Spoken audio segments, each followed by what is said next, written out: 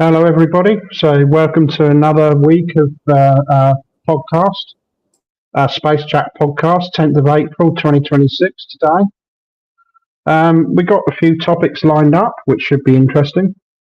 Astronomers thought the early universe was full of hydrogen. Now they found it. Some of the telescope experiments have discovered tens of thousands of gigantic hydrogen gas halos. They always suspected that this hydrogen should exist, but they couldn't find it. But now apparently they have. We'll be discussing that later. First close pair of supermassive black holes detected. So I think we were talking about this previously on one of our podcasts, where two supermassive black holes at the center of the galaxies are basically about to merge with each other. So another interesting topic we'll talk about later. And how Jupiter cultivated more large moons than Saturn. So the two largest planets in our solar system, Jupiter and Saturn, also have the largest satellite systems, or the most moons. So Jupiter stands at 100 moons, and Saturn more than 280 reported moons. So we'll also be discussing that later as well during the show. I've got Oddie in the studio here as usual, and we're ready to go. Hey, Oddie. Hey guys. Oh, Andy, how you going? Yeah, good, thanks. Yeah, good. Yeah. Just all good. To my channel for a second for you, just in case we can get some of the old people that used to swing past on a... Oh, thank you. Yeah, well, maybe. Yeah, always possible. I wonder whether I should put something in Blade Runner. I'll give it a try. I don't know if it's any good, but I'll give it a go. See if anybody wants to come. Came across Fallen Star doing a stream about 2 weeks ago, but I rocked up just right at the very end, and then when I went to join in to say hello, he'd just finished his stream. So, okay. I haven't seen Fallen Star around much at all. No. So that's part of the reason I might link it to my YouTube channel again for you. Yes, yeah. I haven't seen Stupid Humans whatsoever, though. So. No, me neither. No, nothing from him either.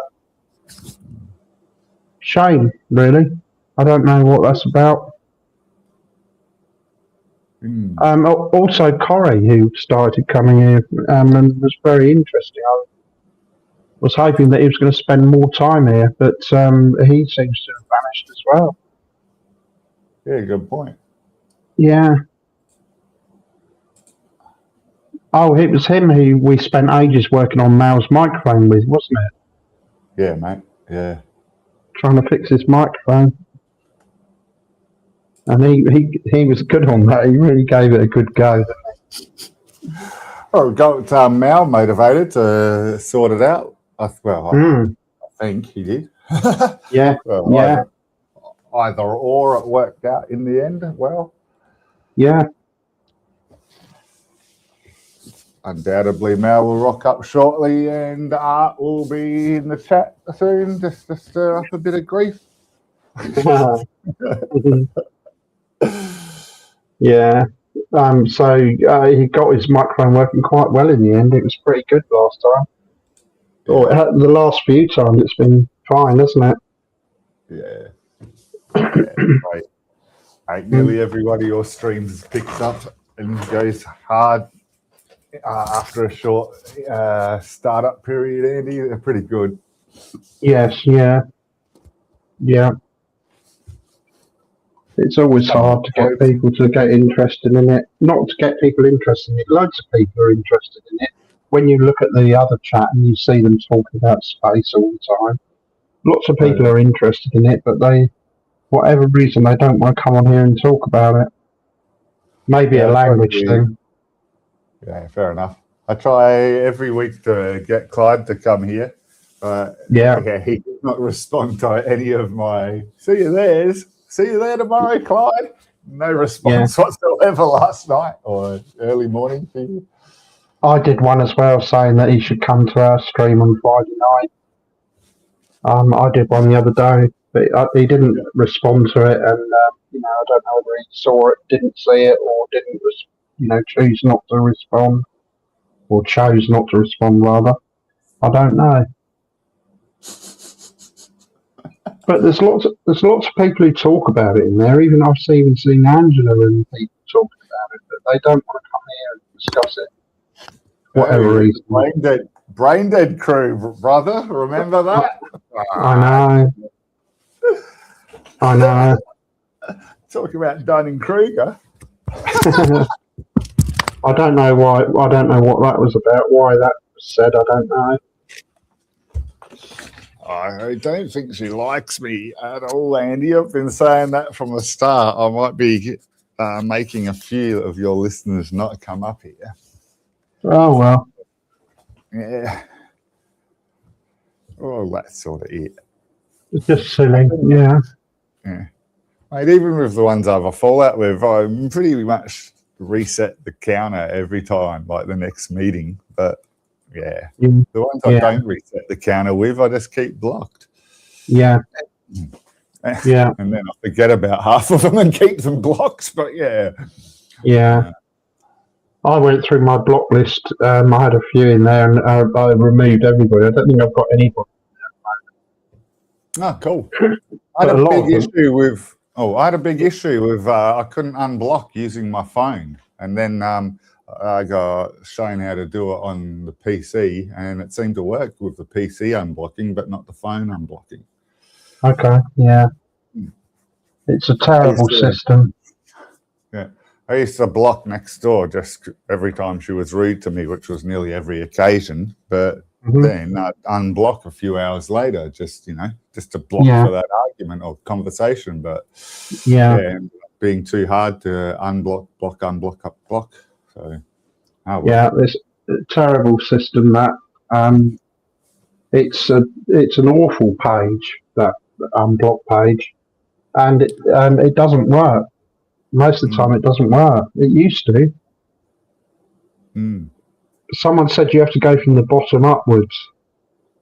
Yeah, I got told that too. And you can only do one at a time and stuff like that. Yeah, so I end up removing everybody because I couldn't work out how to get them off. I just cleared it. It doesn't really work anyway. Plus, the people who are most annoying tend to block me, so I don't really need to so much. It's cool. Because I've had time off, I'll be at my PC, rather than on my phone, which I used to be on my phone more often. But so I'll be typing away on my Odyssey account on the PC, and then I just put the phone onto like an incognito account, and I've probably got a third of the people on my Odyssey account compared to the amount of people actually on Blade Runner. Yes, yeah. But then I'll sit here and I'll just have conversations with the blocked people and just type it all on my Odyssey channel so they can't see what I'm typing. But nearly all my inverted commas friendly people can just see my opinion. I was doing that for a good hour last night. Like I blocked him after about 20 minutes. And then had a conversation with him for an hour. I know it's stupid, but it was entertaining.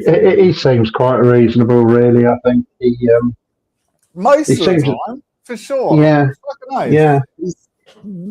I don't have issue with him at all, really. But he got a little bit narky, and I thought, I'm not in the mood for this. I'm in the mood for fun. So it's all good. Yeah, it's a nightmare sometimes. But as I say, a lot of the people who I find annoying tend to block me, so I don't really have an issue. Even Gucci seems to block me now and unblock me when he feels like it. Oh, wow. Okay. So a lot of the time I can't really see him. I don't go there anywhere near as much as I used to, like the last couple of months, and Yeah, already the names have changed, but the people are the same. Like I could tell, yeah, same conversations, but yeah. G'day, yeah. Gads. How you going, brother? Hi, Gad. Smells like fish, tastes like chicken. Sorry. You're welcome to pop up if you want, Gad. You all know that. You're always welcome. No pressure. If you don't want to, that's fine. Hopefully Mal will come along soon.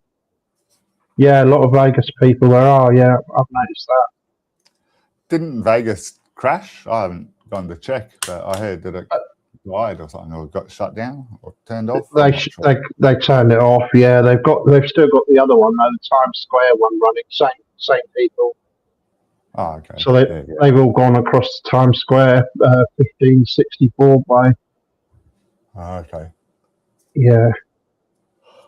I hear them mention Sturgis or Sturgis or something occasionally too. I've looked in there and seen the odd person there, but man, it wasn't entertaining enough.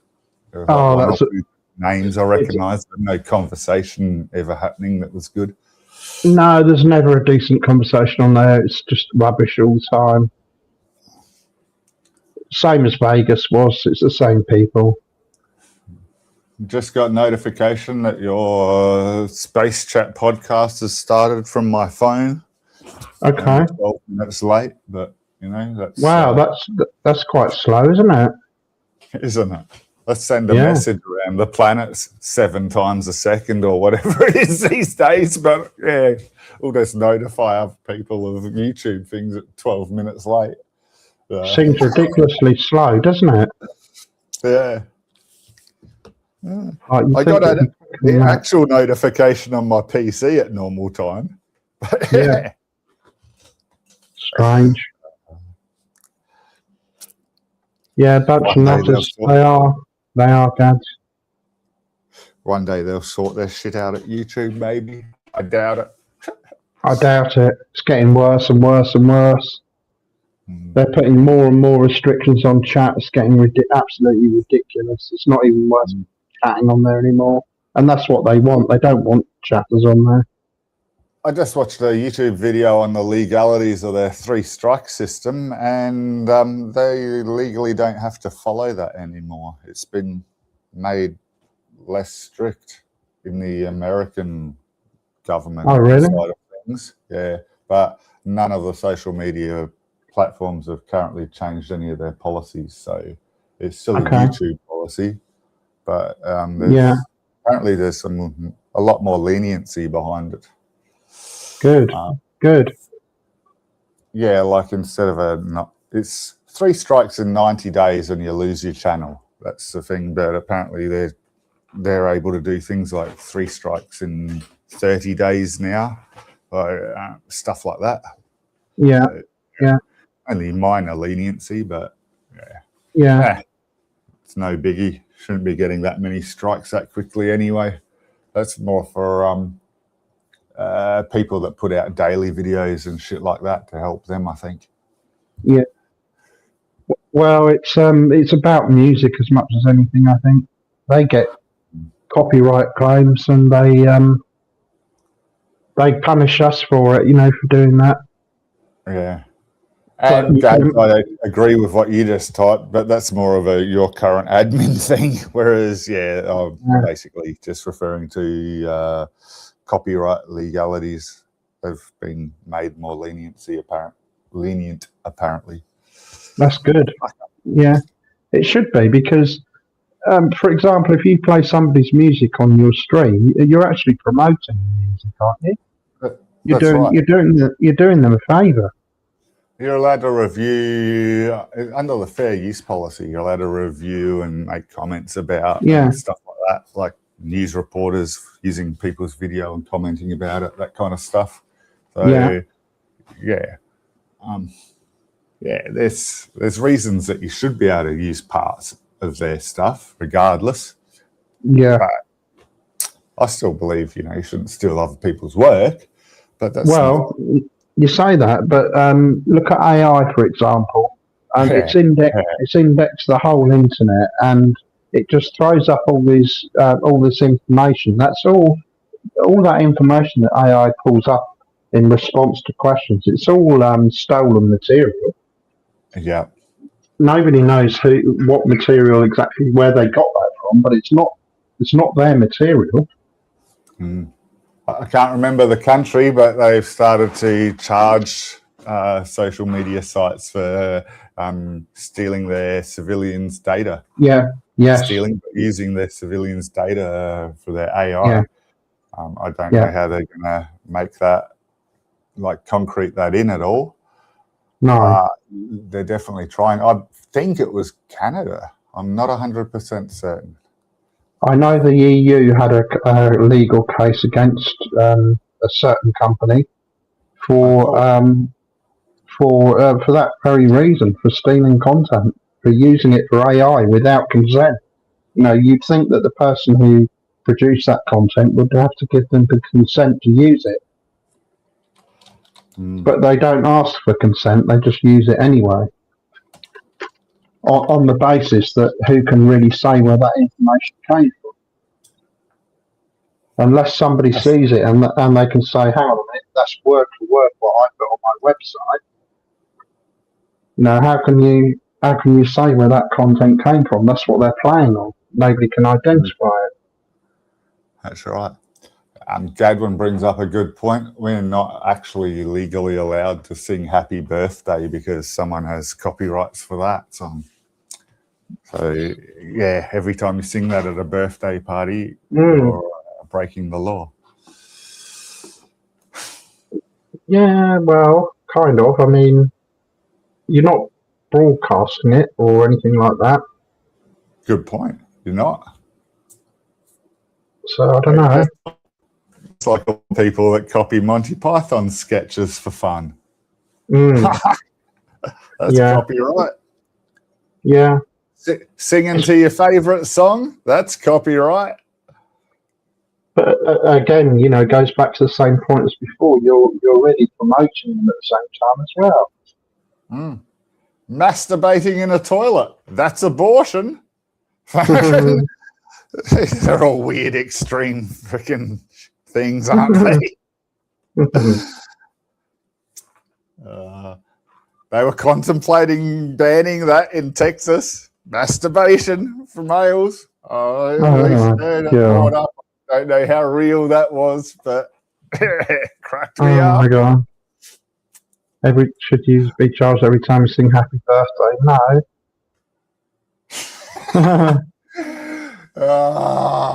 Crunchy socks. That didn't come up in chat. I saw it on StreamYard. I don't think it came up on chat. They must have censored it. Hey Mal, how you doing? Public domain, yeah, I suppose it would be, wouldn't it? What does that mean? Public domain to me sounds like you're allowed to sing it then. Is that right? Yes. Well, it is in the public domain, so yeah, you can freely use it.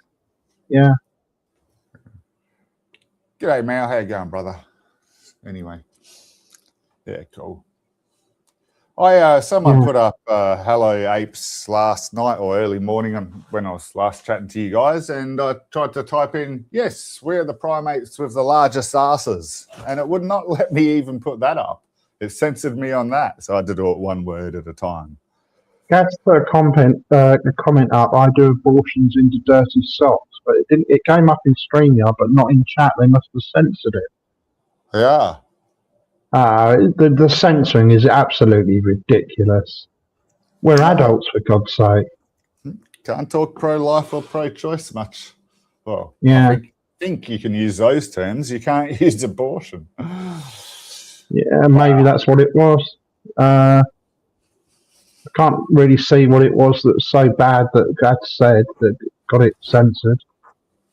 She was a girl from Birmingham. She just had an abortion. She was a case of insanity. Her name was Polly.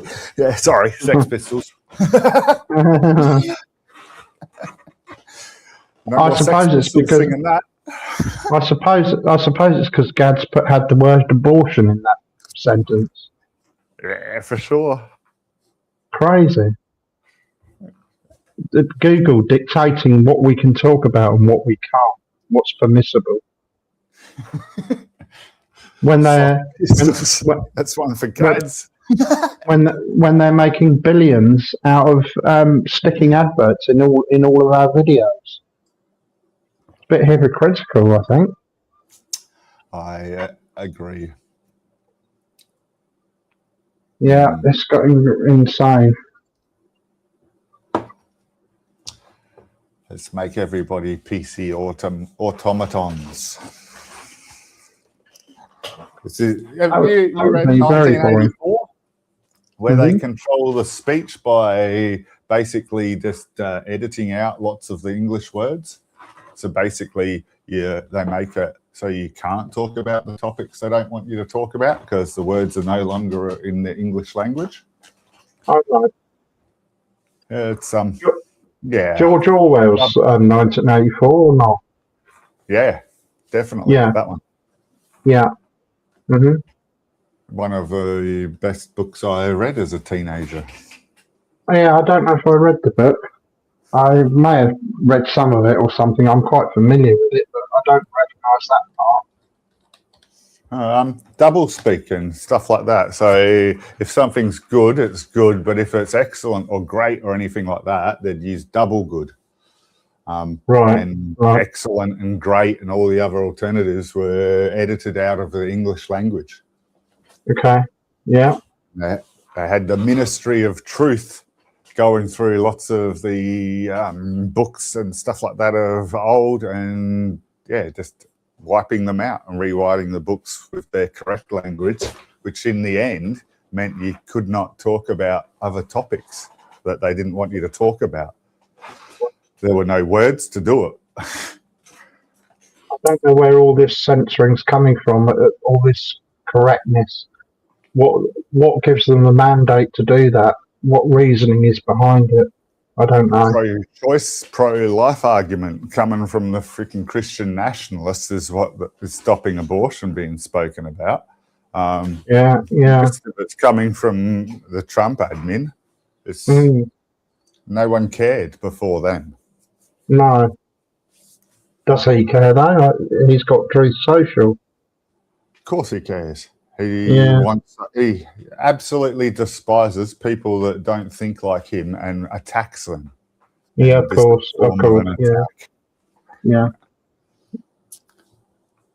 Exactly. It's also that, Gadwin. It's a form of conforming people to only buy what they want you to buy. It's just a version of control. If we're not able to do anything else, then we have to do what they want. Yeah. So fight for control any way you can until you die, because your kids are the ones that are going to suffer. They'll be young. And they are. Yeah. Yeah, maybe. I mean, they can't really do much about it, though, because these are multi-billion-dollar corporations we're talking about. How can you... brother. Yeah, how can you beat them? That's the trouble, isn't it? They need breaking up. They need separating. Bernie Sanders is a good one to listen to for advice like that. It's a shame he's so old and doesn't have the teeth to do much. It really is. Yeah. I quite liked Bernie Sanders. I haven't watched him an awful amount, but what I have seen from him was quite good. Yeah. He's definitely got the correct mindset for somebody that should be senile. Yeah. And fair enough, at that age, you're allowed to be senile in my mind. But I feel so sorry for him that he has to be fighting so hard for the Americans when there's so many young Americans out there not fighting because they've been brainwashed by fuckwits in Trump admin.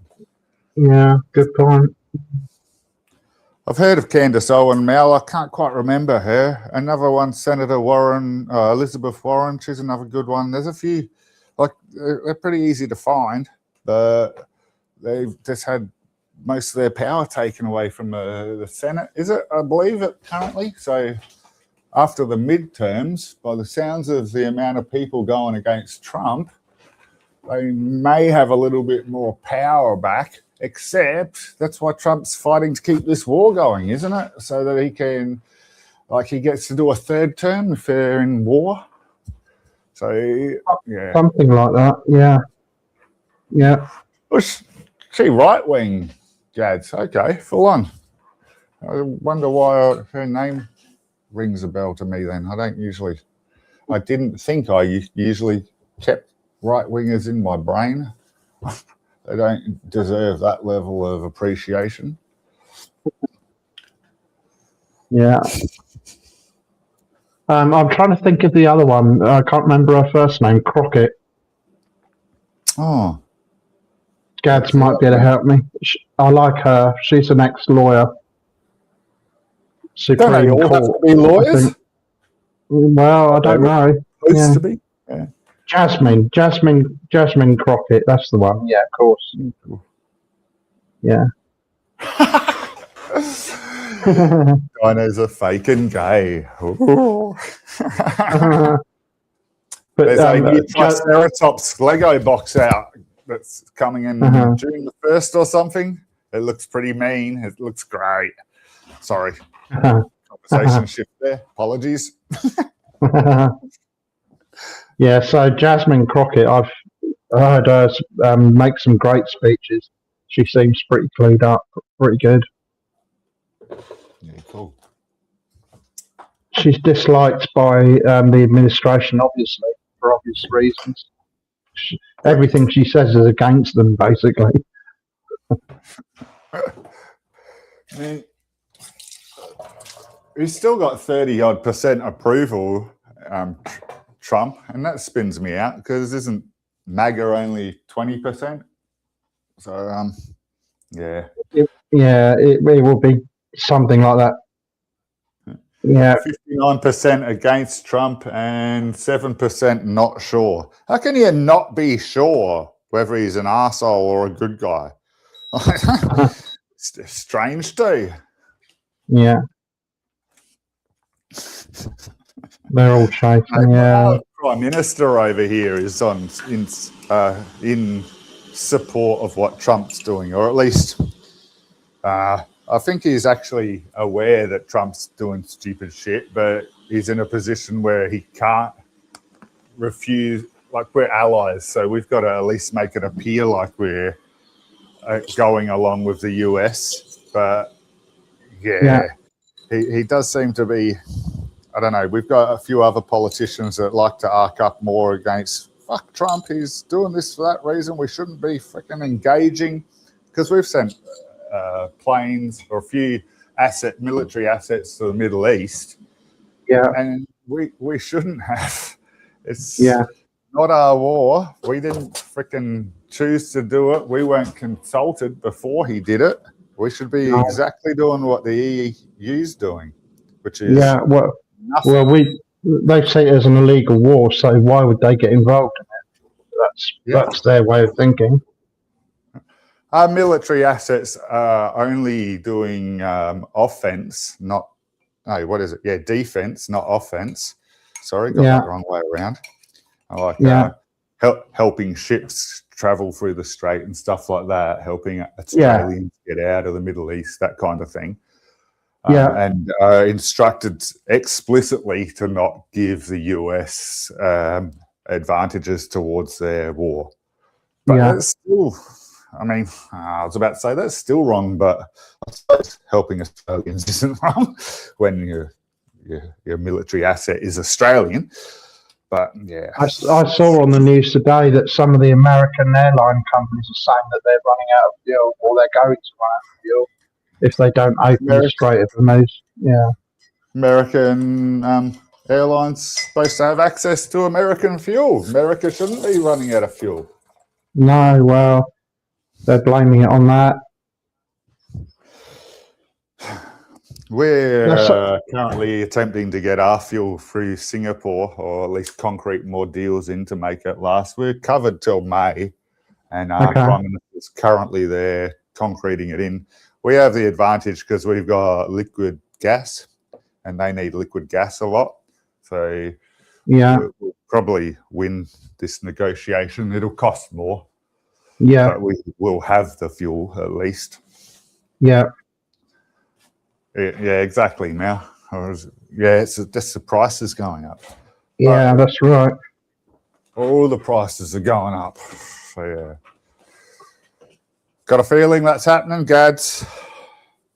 Yeah, well, it is, isn't it? It's 40 trillion in debt now. I mean, they're never going to clear that in a million years. They're not going to pay off that debt. They're screwed. It didn't matter until the yuan started becoming the more dominant currency, and it might not be yet, but it's definitely flowing that way. Oh, it's going to go that way. China's going to take over everything. Yeah. Yeah, that is China, isn't it? Yeah. Yeah. They're taking over have everything. a problem with China, but they'll be as corrupt as any other big, powerful country later on. But that'll be for my grandchildren to know. I'll be long gone. I've got enough crises happening currently to deal with. Yeah. Hey, Mal. Sorry. How you doing?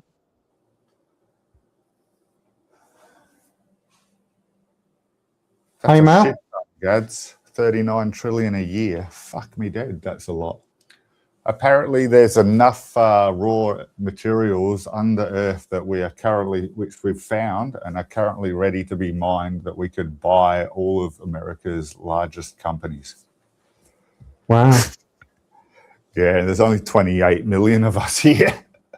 Yeah, that's right. Very underpopulated country for its size, isn't it? It's predicted that we're going to be the Middle East in the next 50 years. The fuel center of the planet. Oh, really? Iron ore and all the raw materials and stuff, green batteries and all that kind of stuff. Okay. Yeah, there's a shit ton of materials here. And yeah. If you're referring to Australia, that's half the reason all companies are coming here, because it's not hot here, but you mean in actual temperature. Mate, companies don't give a fuck about actual temperature. We got all the mines happening in the deserts. Yeah. I think that's right, Gads. I think it will be too hot to live in Australia pretty soon. It's getting that way, isn't it, Oddie? You just go more south, brother. But yeah, I'm in South Australia, so that won't last too long. I mean, most of the country's outback anyway. It's desert and barren anyway. I mean, nobody lives there, do they? They do. 40C is livable, Gads. It's just a slow day. Yeah, I fucking hate the heat, mate. It's not so much the temperature that gets you. It's these days when you're under the sun, it bites. When it was the 1990s, it was fine. It didn't have that bite to it. That's what I thought, Gads. It's a very underpopulated country for its size. Yeah, it's about 60% or something. Yeah, 60, is it? Okay. Yeah, we got mountain ranges and shit going down the east side. And the tropical section up the top where there's crocodiles and all that. That's not desert. But yeah, we've got like 17 deserts or something. Yeah, that's right. They're small and scattered. It's mate, I can't remember the state in America, but whenever you hear about it, it looks worse and more barren than most of Australia. That road, Arizona. Yeah, thank you. Yeah, I was about to say that road that people go to drive across America with. You always see it in those freaking docos and stuff, and it's just barren America. Yeah, it's partly like that. But I get Arizona's only one state, so yeah.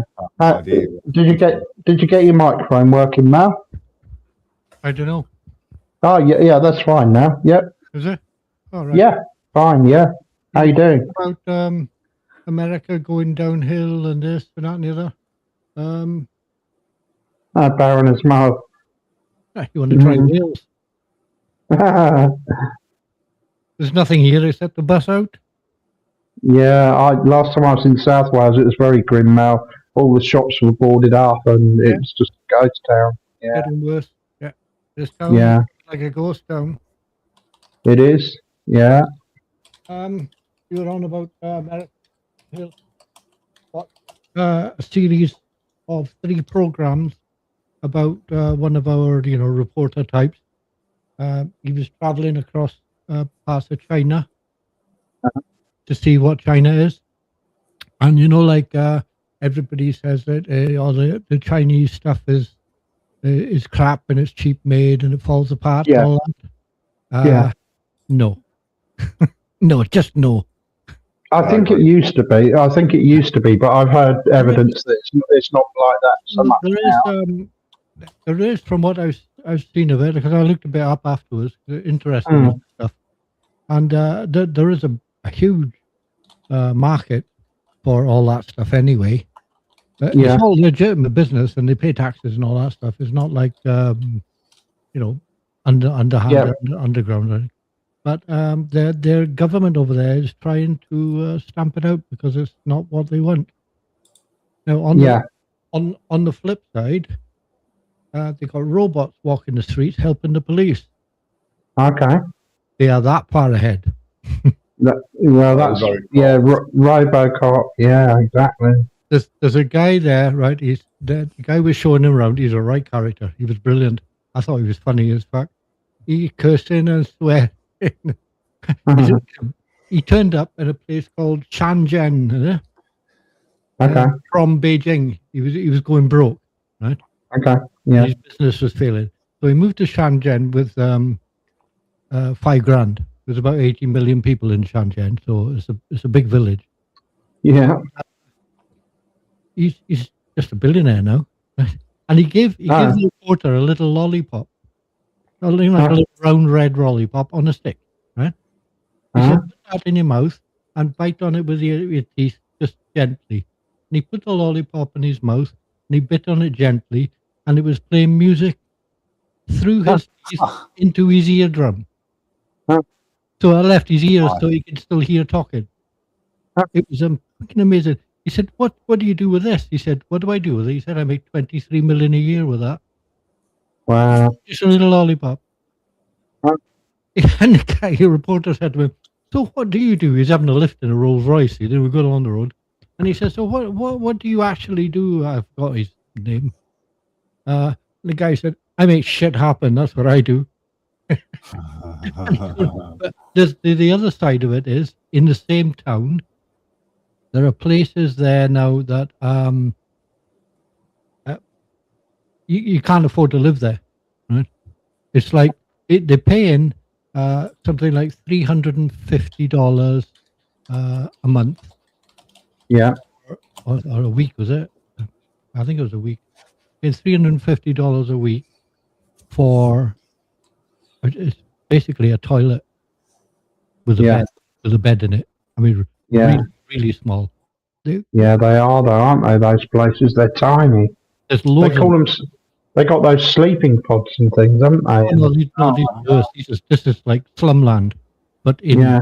massive blocks, like tower blocks of them. There's loads Yes. of people go around giving them food. I saw.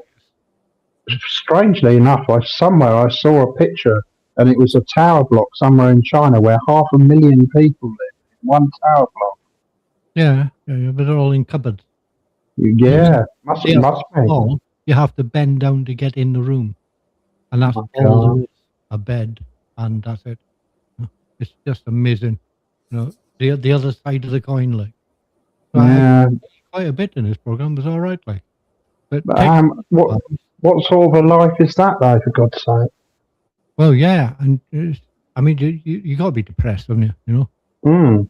can't live like that and not be depressed. Just one. How could you not? How could you not be? You haven't got enough room to stand up straight and get dressed. Yeah. Yeah. Like a torture cell.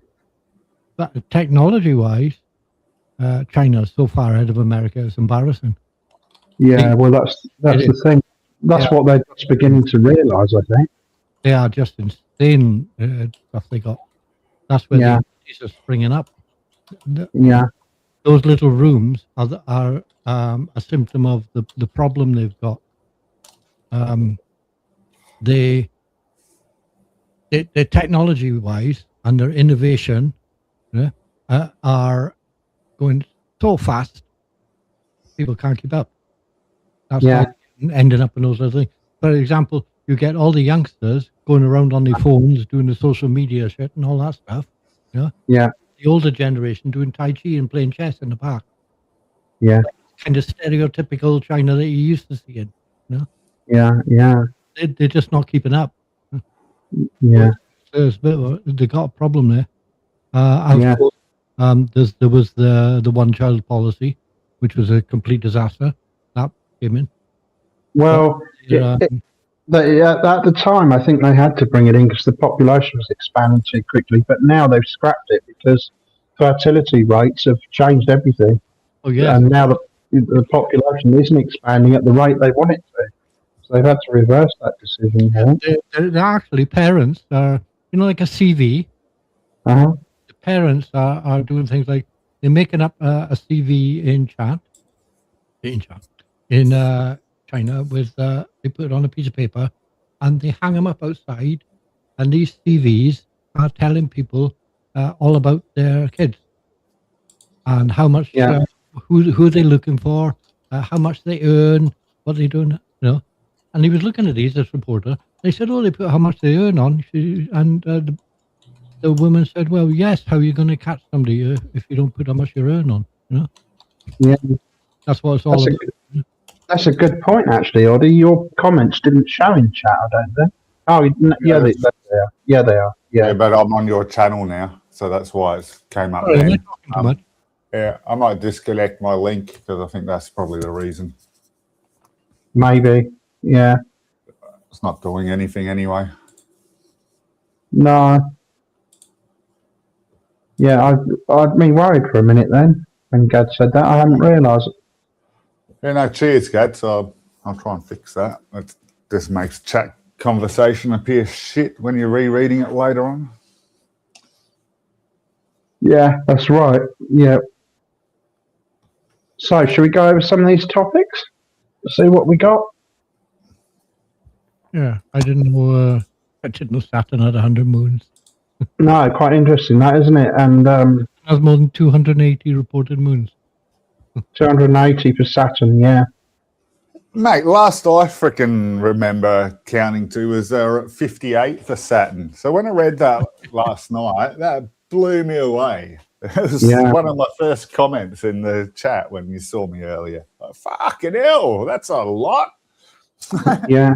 Mate, they still haven't found that teacup that's going around Jupiter, though. I'll be really impressed when they find that. Sorry. What do you mean wake up, God? Yeah, I'm awake. I understand that one.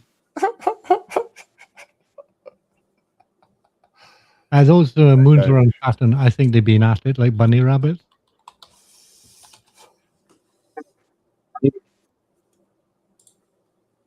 Yeah, so I got a picture to go with that as well. Let me put it up. It might be the mic. I'm not good with mic. It seems like text don't go up on your YouTube channel when I'm linked. It seems to be working fine now. Yeah, maybe it's that, Oddie. So that's you can see from there several moons or several objects around it. Quite a strange image in some ways. So what are the no, not accretion? I'm not asleep. It's like an accretion disk around one of them anyway, doesn't it? Well, that's just the rings, and the first one's got the magnetic fields. Magnetic as well. fields, yeah. And I was saying the magnetic fields were the thing affecting the moons. I can't quite remember. I don't think it was the thing attracting the moons, but it's what keeps them separate from the rings. Yeah. No, I'm not asleep, Godwin. It's just my sexy, sultry tones. Let me put the screen up for you.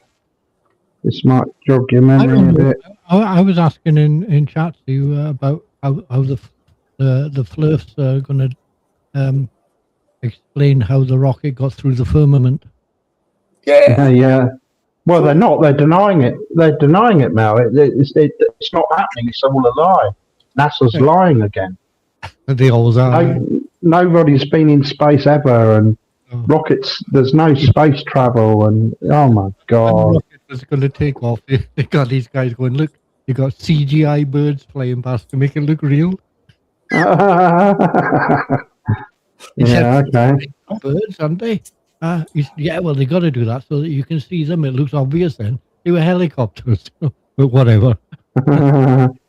These are the Oh my thickest. god. I don't even argue with those people. No. You can't. So yeah. Let me scroll down a bit, and we can see some more of that text. Everything's a fake except them. Yeah, quite right, guys. Yeah, that's right. It's a bit like Maxie's that diet guy she's always on about, no? Oh god. Yeah. I mean, the whole fucking world. mentioned it, didn't you? Sorry, my bad. Just a quick pass in. It's just a quick link, and then I'll give it up. It's like the whole nutritional world is against him because he's telling the truth, and they don't like it because it's go what? Where have you heard that before? And you hear somebody who's trying to sell you some snake oil, so the whole world is trying to hide the truth from you, except me. And I got this book telling you all about it. Yeah. Yeah. Bollocks. They all do it. They all have the same. I need to write a book. You watch. I need to write books. They make lots of money for these weirdos. Yeah. I mean, you watch these podcasts, and you've got these conspiracy theories coming along, and you always find that the elite, the government, the Illuminati, they're always trying to hide the truth from you. But I've got the truth. I know it. I can see through it. It's always the same argument. Every single podcast I've seen. Yeah. It's so easy to pick up on, and as soon as they say that, I go, yeah, bye bye. You're off. Well, You're out of the it. thing is, of course, that the moon landings never happened. This Artemis 2 mission isn't real. It's all fake. Yeah. The images that they're sending back, as somebody was saying in chat earlier, all the images that they've seen from NASA are obviously fake. And I saw when they. Oh, sorry. Nobody's been to the moon. Space travel's impossible. Oh my god. I saw when they finally went around the moon and got to the far side, there was a really big triangular prism over there creating rainbows. Yeah. Oh, really? I didn't see that part. Interesting. Not the Borg, is it? Pink Floyd Dark Side of the Moon cover. Yeah. Pink Floyd. Yeah. I did a humour. No one got it. I've fucking got to try harder next time. I got the album.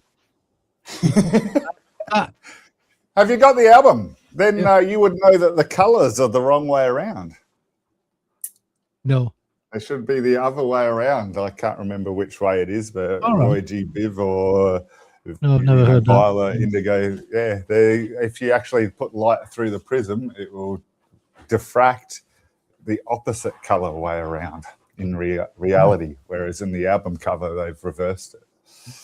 Did you know when I listened to some music and I've got the album and things like that, that's the first thing I think of. I wonder what would happen if I flip the colours of this around. What the fuck? Nice. Nice. You got me stunned to think of that. That's an interesting statement, Audie. This study provides a foundation for future observations of exomoons and circumplanetary disks around gas giants. The team's model predicts that gas giants the size of Jupiter or larger would evolve compact multi-moon systems, while one or two moons would form around Saturn-sized gas planets. So that seems to suggest that the bigger the planet is, the more moons it's likely to have, which doesn't necessarily hold true, does it? Why would that be so? Aren't they saying there that Saturn should only have 1 or 2 moons? They are. That's obviously Well, not they right. are. Yeah, no, it's not, is it? I would assume that the planet with more moons would have more noticeable rings because of moons colliding and creating rings and stuff like that. But I have no idea. They're also implying perhaps further up in your thing the moons are made from the rings being there. That's exactly what I was thinking as you said it. That the moons are obviously formed from those rings. So if they've got an accretion disk, they're more likely to have multiple moons, I thought, aren't they? And that's one of the reasons why Pluto isn't a planet, isn't it? Probably. So, yeah. It can't clear its orbit. The Oort cloud or something like that. Yes. Basically, what they're saying is it's just another big rock in the Oort cloud. There's it's more an asteroid, basically. Yeah. of them like that in there, and it's like they just gathered as part of that. Yeah. Yeah. I don't mind. I like Pluto anyway. It's cute. Yeah. Interesting thing though that it would appear that the bigger the planet is, the more likely it's to have multiple moons, which I don't understand that necessarily. It just happens that it's got an accretion disk, which obviously is going to lead to more moons. But I don't know that the size alone affects how many moons it's going to have. In gravity, wouldn't it? Yeah, strange. I mean, a lot of the gas giants and these have got solid core anyway. They're not gas as such. No? Yes, yeah. They've got a solid core. Yeah. What's lunar? Moon. The moon. Yeah, the moon, isn't it? Yeah. Proto-Earth. Well, I don't know what people. I like asking people how long does it take for a moon to go around the Earth, and not many people realise that it's a month, which is basically a month, which is the time. Yeah. It's quite easy to remember that one, but yeah. Yeah. Oh, it's a month with people with a speech impediment. Yeah. 29 days, yeah. So in the case of the moon, I believe that was probably caused by a collision at some point, wasn't it? Do you think? And they don't exactly... a piece broke off somewhere? Something like that, yeah. Collision into the Earth. I can't quite remember. There was a planet like the moon hit the Earth. Yes. Made a right mess, basically. It took them ages to clean it up. And we ended up because of it. Well, we would have spewed debris into space, not necessarily in one circular ball, but it would have spewed loads of matter into space, and then it would have accumulated. It accumulated via the gravity collected together, yeah. And then as it accumulates, it forms a sphere because of gravity. It gains more and more mass. It has to form a sphere. It has to, yeah. Yeah, but we still have people in 2026 who believe in flat Earth. Can you believe that? And it's impossible to have a flat Earth. Of course it is. Of course it is. Gravity doesn't work directionally. It's always. Yeah, all directions. Yeah. It works the same. Yeah, it works the same all around. So it just crushes everything into. I worked out years ago that gravity must. Its strongest point must be the center of mass, and it emanates from that center in all directions. That's the only way it would form a sphere, isn't it? It's exactly the other way around. Mm-hmm. Everything's drawn into the center. Mm-hmm. That's how. Yeah, that's what I mean by gravity. Yeah. Yeah. Perhaps I said that wrong, but yeah, that's what I meant. Yeah. Right. Second Earth. What's second Earth? Oddie? Gadwin mentioned it. What caused the moon? Oh, okay. I forget about early solar system stuff. Yeah, that's what I thought, Gads. Basically, that it has to be from an impact or something, doesn't it? Yeah. Yeah. We know that the moon came from Earth material. That's why we know that it was combined Yes. at some stage. It was Theia, Theia. It was like a Earth-like Yeah. planet. Yeah. Is that what became the asteroid belt as well? I can't recall. Otherwise, where the hell is Theia gone? The moon. It's on the moon now, isn't it? Yeah, I suppose.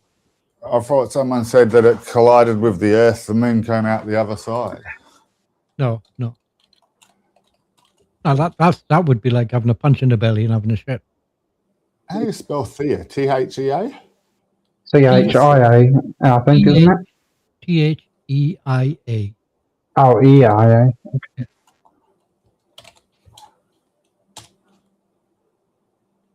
Theia, a Mars-sized ancient planet, collided with the early Earth around 4.5 billion years ago, and its remnants are likely buried deep within Earth's mantle.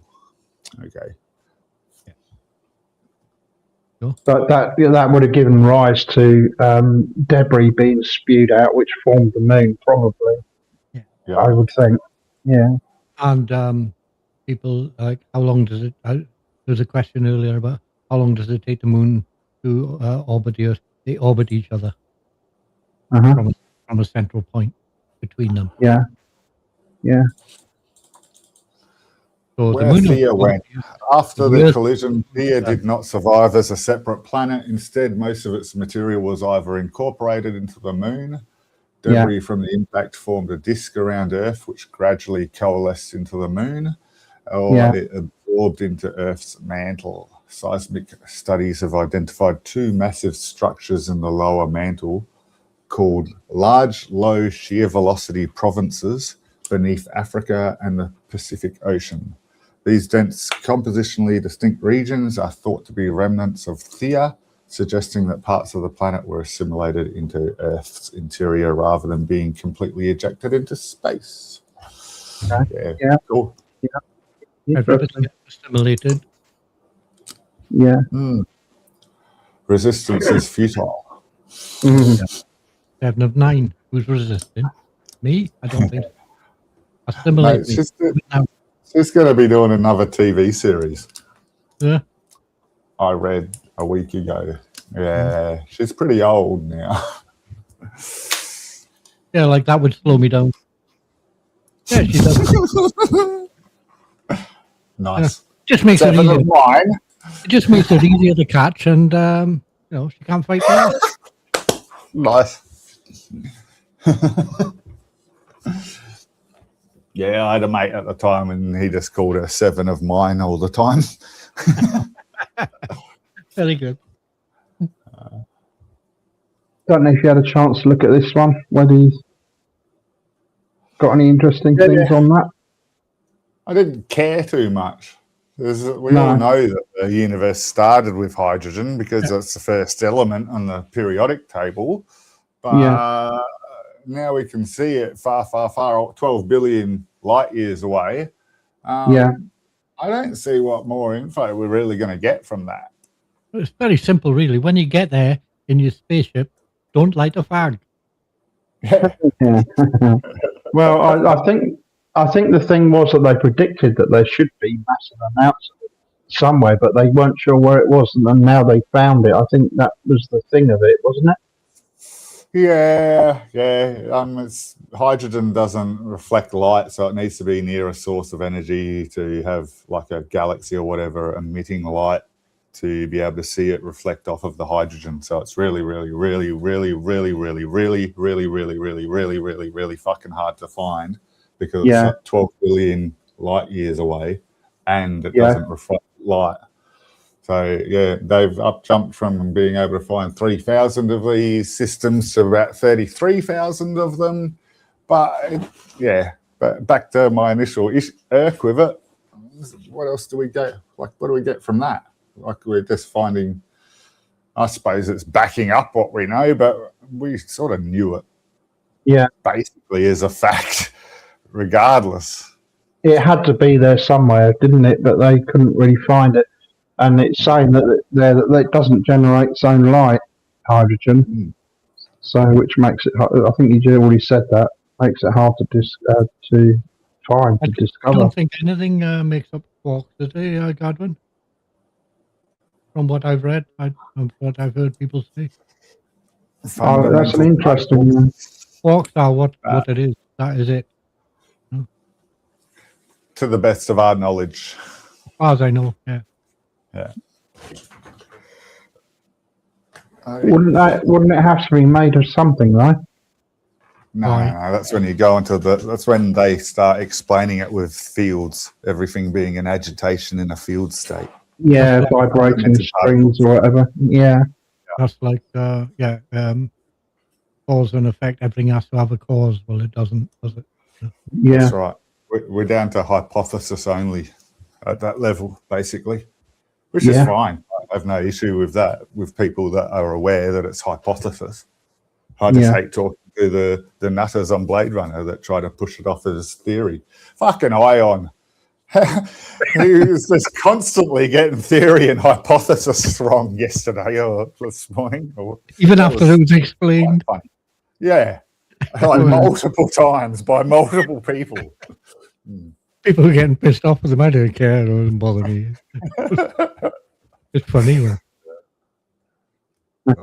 I don't mind him. Like Andy and I ran through this. It's pretty cool, like really. But yeah. I mean, as they would say on. I find him quite an interesting person. I have no problem with him. I haven't got a problem with him, no. But I don't think a lot going on that's correct. I did block him though. But I block lots of people. I'll unblock him soon enough. It'll be all right. I don't. So Clyde never showed up then, Oddie. He's at Blade Runner currently, or was when I looked 10 minutes ago. He's there now. Yeah. Do you find that when you go back there, you got that stupid down button every time you go back there now? That's a new thing. Yeah. Down button. Yeah, that's just started today. Right. Yeah. Yeah. Just to make anything to make it difficult for people to chat. Anything to annoy them and make it difficult to chat. It's just getting absolutely ridiculous. WC's there. Yeah. What was the question you wanted, Mao? How do they get through the firmament? Yeah. Yeah. They'd bounce off it, wouldn't they? I don't know. Oh, let's ask WC. I'm giving him there was one who said that God had made a hole in the firmament to let the rocket through. And somebody else said, well, considering that the firmament is there to separate the waters above from the waters below, if there's a hole in it, why didn't we get wet? Yeah, that's right. That's right. Yeah. Wouldn't trillions of gallons of water come in? Yeah. Cricket, isn't it? Yeah. Well, that's the other thing as well. They think that that space is water. Yeah. Which is absolutely crazy. I saw an image. I think Davis might have shared an image, and they actually had water pouring through the atmosphere, which was quite amusing. Oh yes, I mean the stars are little. Yeah, I just don't. I just fucking got no time. Fucking children. Jeez. People have been dead for thousands of years and no more than that. Yeah. I wonder, I was trying to work out, I haven't looked into it at all. I was trying to work out what the flirts and the religious people think of the photos that the people on the Artemis were taking of the Earth and the Moon. They've already said they're all fake. Never seen so much CGI. It's all fake. Yeah. Yeah. But they don't explain why or how. No, that's unnecessary. It's just they say it's fake, so it's fake, and no, that's it. That's it. Move on. Yep. Dinosaurs are fake and gay. The best comments I've ever heard. What was that Candace Owen woman? Yeah. It's cute, but holy shit. Oh, I mean, she's too cute to turn me down. She's too sick to turn me down. So the problem then is how long do you stay? I think 3 days of that would be enough. According to the ancient text, Gads, and I'm talking about the ancient Indian text, the elders, the people who ruled Earth at one time, needed monatomic gold, and humans were used to mine it. And as long as they had a supply of monatomic gold, they could live to 1,000 years. And humans were their slaves. Monatomic, single atom gold. Although it's called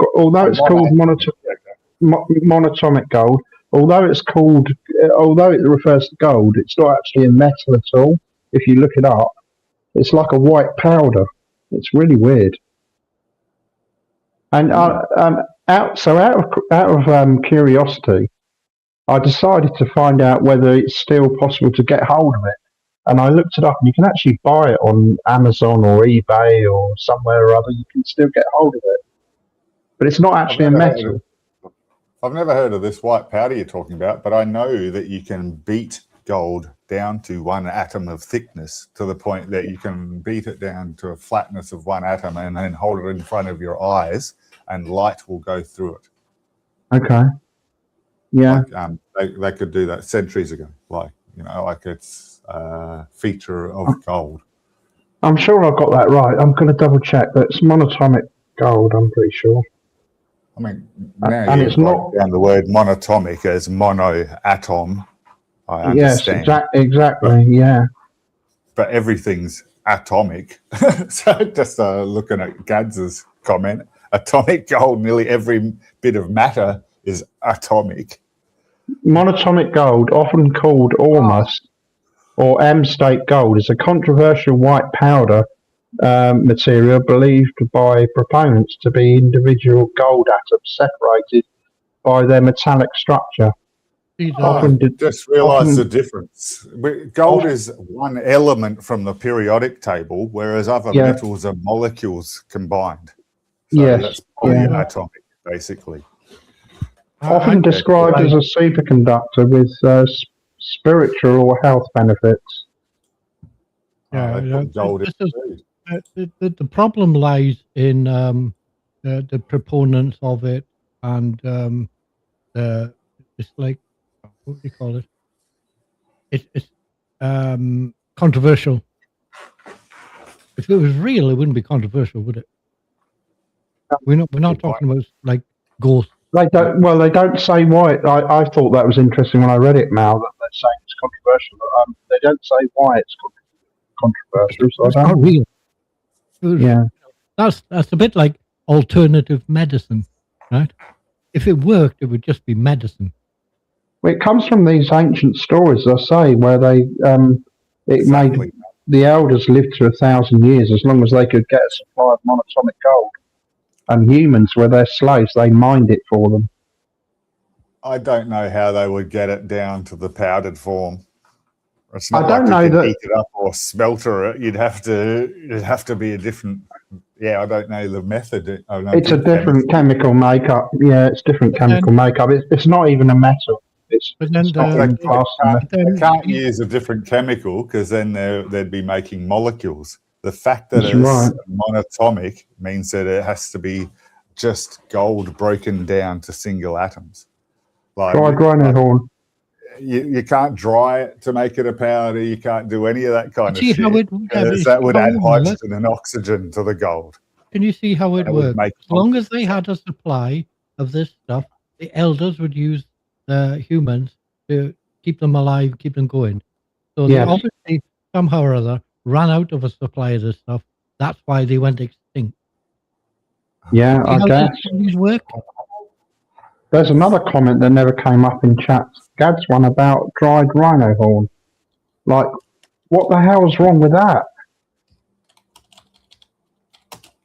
Didn't show up. It showed up on StreamYard, but not on chat. YouTube chat is getting so ridiculous. It's just pointless even using it now. No. The rhinos are having their horns cut off. Anyway, I knew when I saw it, straight away I thought that's an aphrodisiac thing, and then I read it all. Yeah. I don't know why my chicken would stand up all night from it though. They use it as an aphrodisiac, don't they? What, chickens? No, ground rhino horn. Yeah. They sell it as an aphrodisiac in certain countries. Yeah. Yeah, you're right, guys. They are crazy. Yeah. Old wives' tales, superstitions. You know, it's like traditional Chinese medicine. Everybody must take notice of traditional Chinese medicine. Why? Yeah. We've got real medicine with doctors and stuff. What the fuck? Why should I eat this? No, why should I eat a thistle? That was the other interesting one I found was the black hole merger. I don't know if you looked at that one. Quite an interesting image. Hold on. Alchemical and historical techniques for creating monatomic gold. Historically, alchemists and Ayurvedic practitioners used methods such as amalgamation with mercury, followed by treatment with sulfur or distillation of mercury sulfide. What do you say, residue, Vedic? Sorry? Vedic practitioners, is it? Ayurvedic, Ayurvedic practitioners.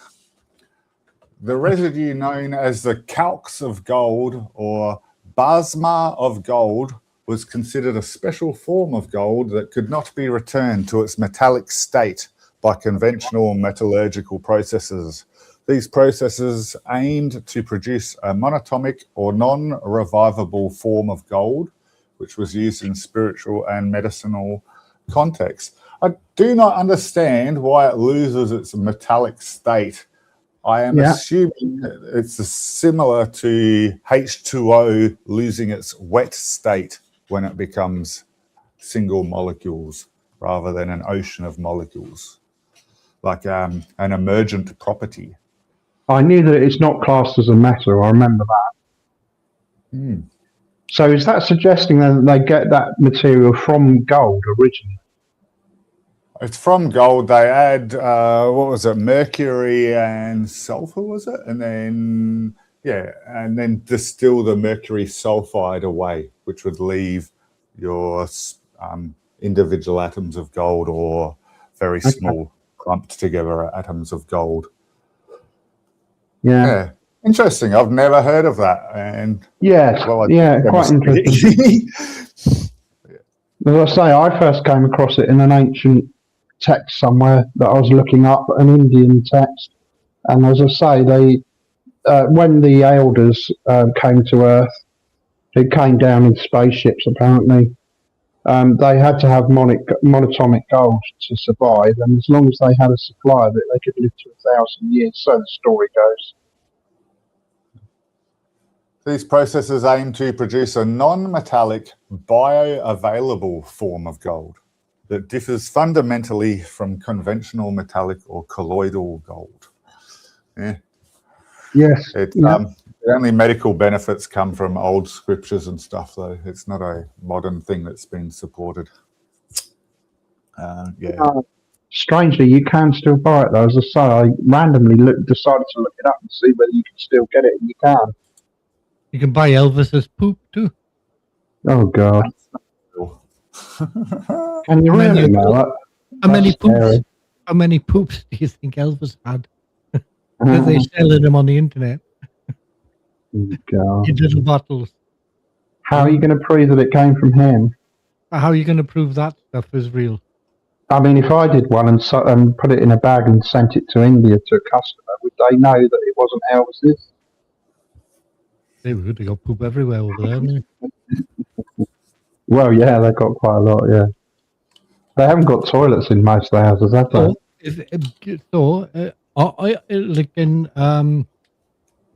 On on the similar vein, if you sent away and you got that monatomic gold and you bought that, how would you then just decide if that was real or not? That would be like killed him. Well, your lifespan would increase by a few hundred years, mate. Haven't you been listening? Yeah. Up to 1,000 years, yeah. Yeah, I'm a bit slow. If you get the good shit, you get to live to 1,000, mate. Yeah. I mean, after a few hundred years, you get a bit senile. Sorry about that. I was a bit slow. And then they start cutting it with fucking Epsom salts and shit. No, I'm kidding. Yeah, baking powder. Vim, yeah. What do you call it, Ajax? Ajax, yeah. They used to cut cake with that, didn't they, Mal? Yep. Yeah, that'll blow your brains out. Well, it's funny, you know, because when you buy or when people buy cocaine on the street, it's been basically every person who ever touches it cuts it by 10% at least, don't they? Every step of the way, dude. Every step of the way. So by the time it gets down onto the street, how much of it is actually coke at all? Depends on how much you can afford. 20%. Yeah. And it depends on who you know. Yeah, exactly. How much money you get? Cheaper, better stuff comes from the people you know. And that's how you make your profit. You sell it to you sell it slightly more expensively to people that are less in the know. Yeah. All the way down. Yeah, where you are and who you are. But that gets cut with all sorts of things, doesn't it, along the way? Who knows what goes into it? Yeah, it depends who you're selling it to. They crush up paracetamol and stuff and aspirin and mix it. I mean, if you're selling it to people who are got loads of money, famous people and things like that, then they are used to the good stuff, and you'll only sell them the bad stuff once. Yeah. Know, you know? Yeah. And they'll think they're clever for knowing. 90% pure, are you sure, Gads? Huh? Every dealer stuff, and we knew about it because we'd dissolve it in water. I was right in that scene for a bit. Baby formula, you can still get fucked over, obviously, but if you're dissolving it in water, it eliminates a lot of the craps that they add to it. I tell you that. We made aspirin in a science class, and it was. You made what, Mal? Aspirin is mostly chalk, you know. Yes. Filler, you know, filler. Yes. We made this stuff that was something like 97% pure. And oh wow! One of the girls in the class who we were making it said, "Can we take this if we got a headache or something?" He said, "Yeah." He said, "You won't have any more headaches if you do. It'll blow your brains out." Really? Yeah. What, super concentrated? Do you mean, Mal? Yeah. Yeah. Yeah. He said, "This to blow your brains out." Only aspirin is that strong. Yes. Yeah. Wow. It's lab quality, isn't it? You know? Yeah. I was taking aspirins because of headaches from the rock breaking I was doing, pretty much at least 2 a day in the morning. And now I've stopped. I've gone to the doctor to sort that out. And the first thing he said is, you should stop doing that because that will actually give you headaches. Yeah. Doing the repeated. I mean, I thought I wasn't taking enough for it to have long-term side effects, but apparently it did. There's not enough public health information about aspirin. People think, a lot of people around the world think that they've heard on the news that it stops heart attacks and strokes. So if they take aspirin, they won't get heart attacks and strokes. Not that you won't. What it'll do, it thins the blood. You can't actually just randomly start taking aspirin every day. It'll rot your guts out. I agree. Yeah. You have to have omeprazole to line your stomach, like I do. I have to take aspirin every day. I do. But I also have to take omeprazole to line my stomach because you can't just take aspirin. I mean, I know a guy who saw it on the news 25 years ago and started taking an aspirin every day because he saw it on the news. Yeah, that's the problem is misinformation, isn't it? Misinformation, yeah. Why don't the government put out information like that? The gullible, you know. Yeah. Why don't they tell people? I don't know. Yeah. You can't just suddenly start taking aspirin. No. There's only so many things you can say in a day. Yeah. I think your day would be filled with warnings if you're trying to tell them everything they need to be warned against. Yeah, but yeah. What's the words in the film? You can't handle the truth. It's a bit like in politics, you know. People go, why can't the politician just be honest for once? That's the last thing you want them to be. Another thing to bear in mind as well is that if you go into a chemist and buy aspirin tablets, the chances are there'll be 100 milligram tablets, whereas if you take it daily like I do, mine are only 75 milligrams. And I have stomach liners as well. It'll rot your stomach out. It may well stop between ibuprofen and paracetamol and then aspirin. You know, so it wasn't the same one each day. Yeah. But I still am doing 2 in the morning, so I wouldn't get headaches from the rock breaking. In the end, I already solved the rock breaking headaches with the earmuffs I was wearing, and it seemed to have been a faulty pillow. I mean, if you're going to work, having to take two aspirins or 2 ibuprofen or 2 paracetamols, whatever, to stop your headache, and you're doing that every day at least to go to work. There's got to be something wrong, like, you know. Yeah. Like, wow, you know, there's something not right here. This is not good, you know. Yeah. Yeah, you seem to have worked it out, though, so good. Yeah. It may well stop heart attacks. That's debatable. But if you take aspirin every day without lining your stomach, you're going to rot your guts out. The aspirin will eat your stomach. Yes, absolutely. That's what I'm saying. You end up with ulcers. Yeah. And I still positive. Yep, that was last night. Damn. The test in the writing in the test, it said 7 to 10 days would give me a negative result. I'm on like 21 days. Wow. Somebody said that it was up to 3 months if you stay in the system.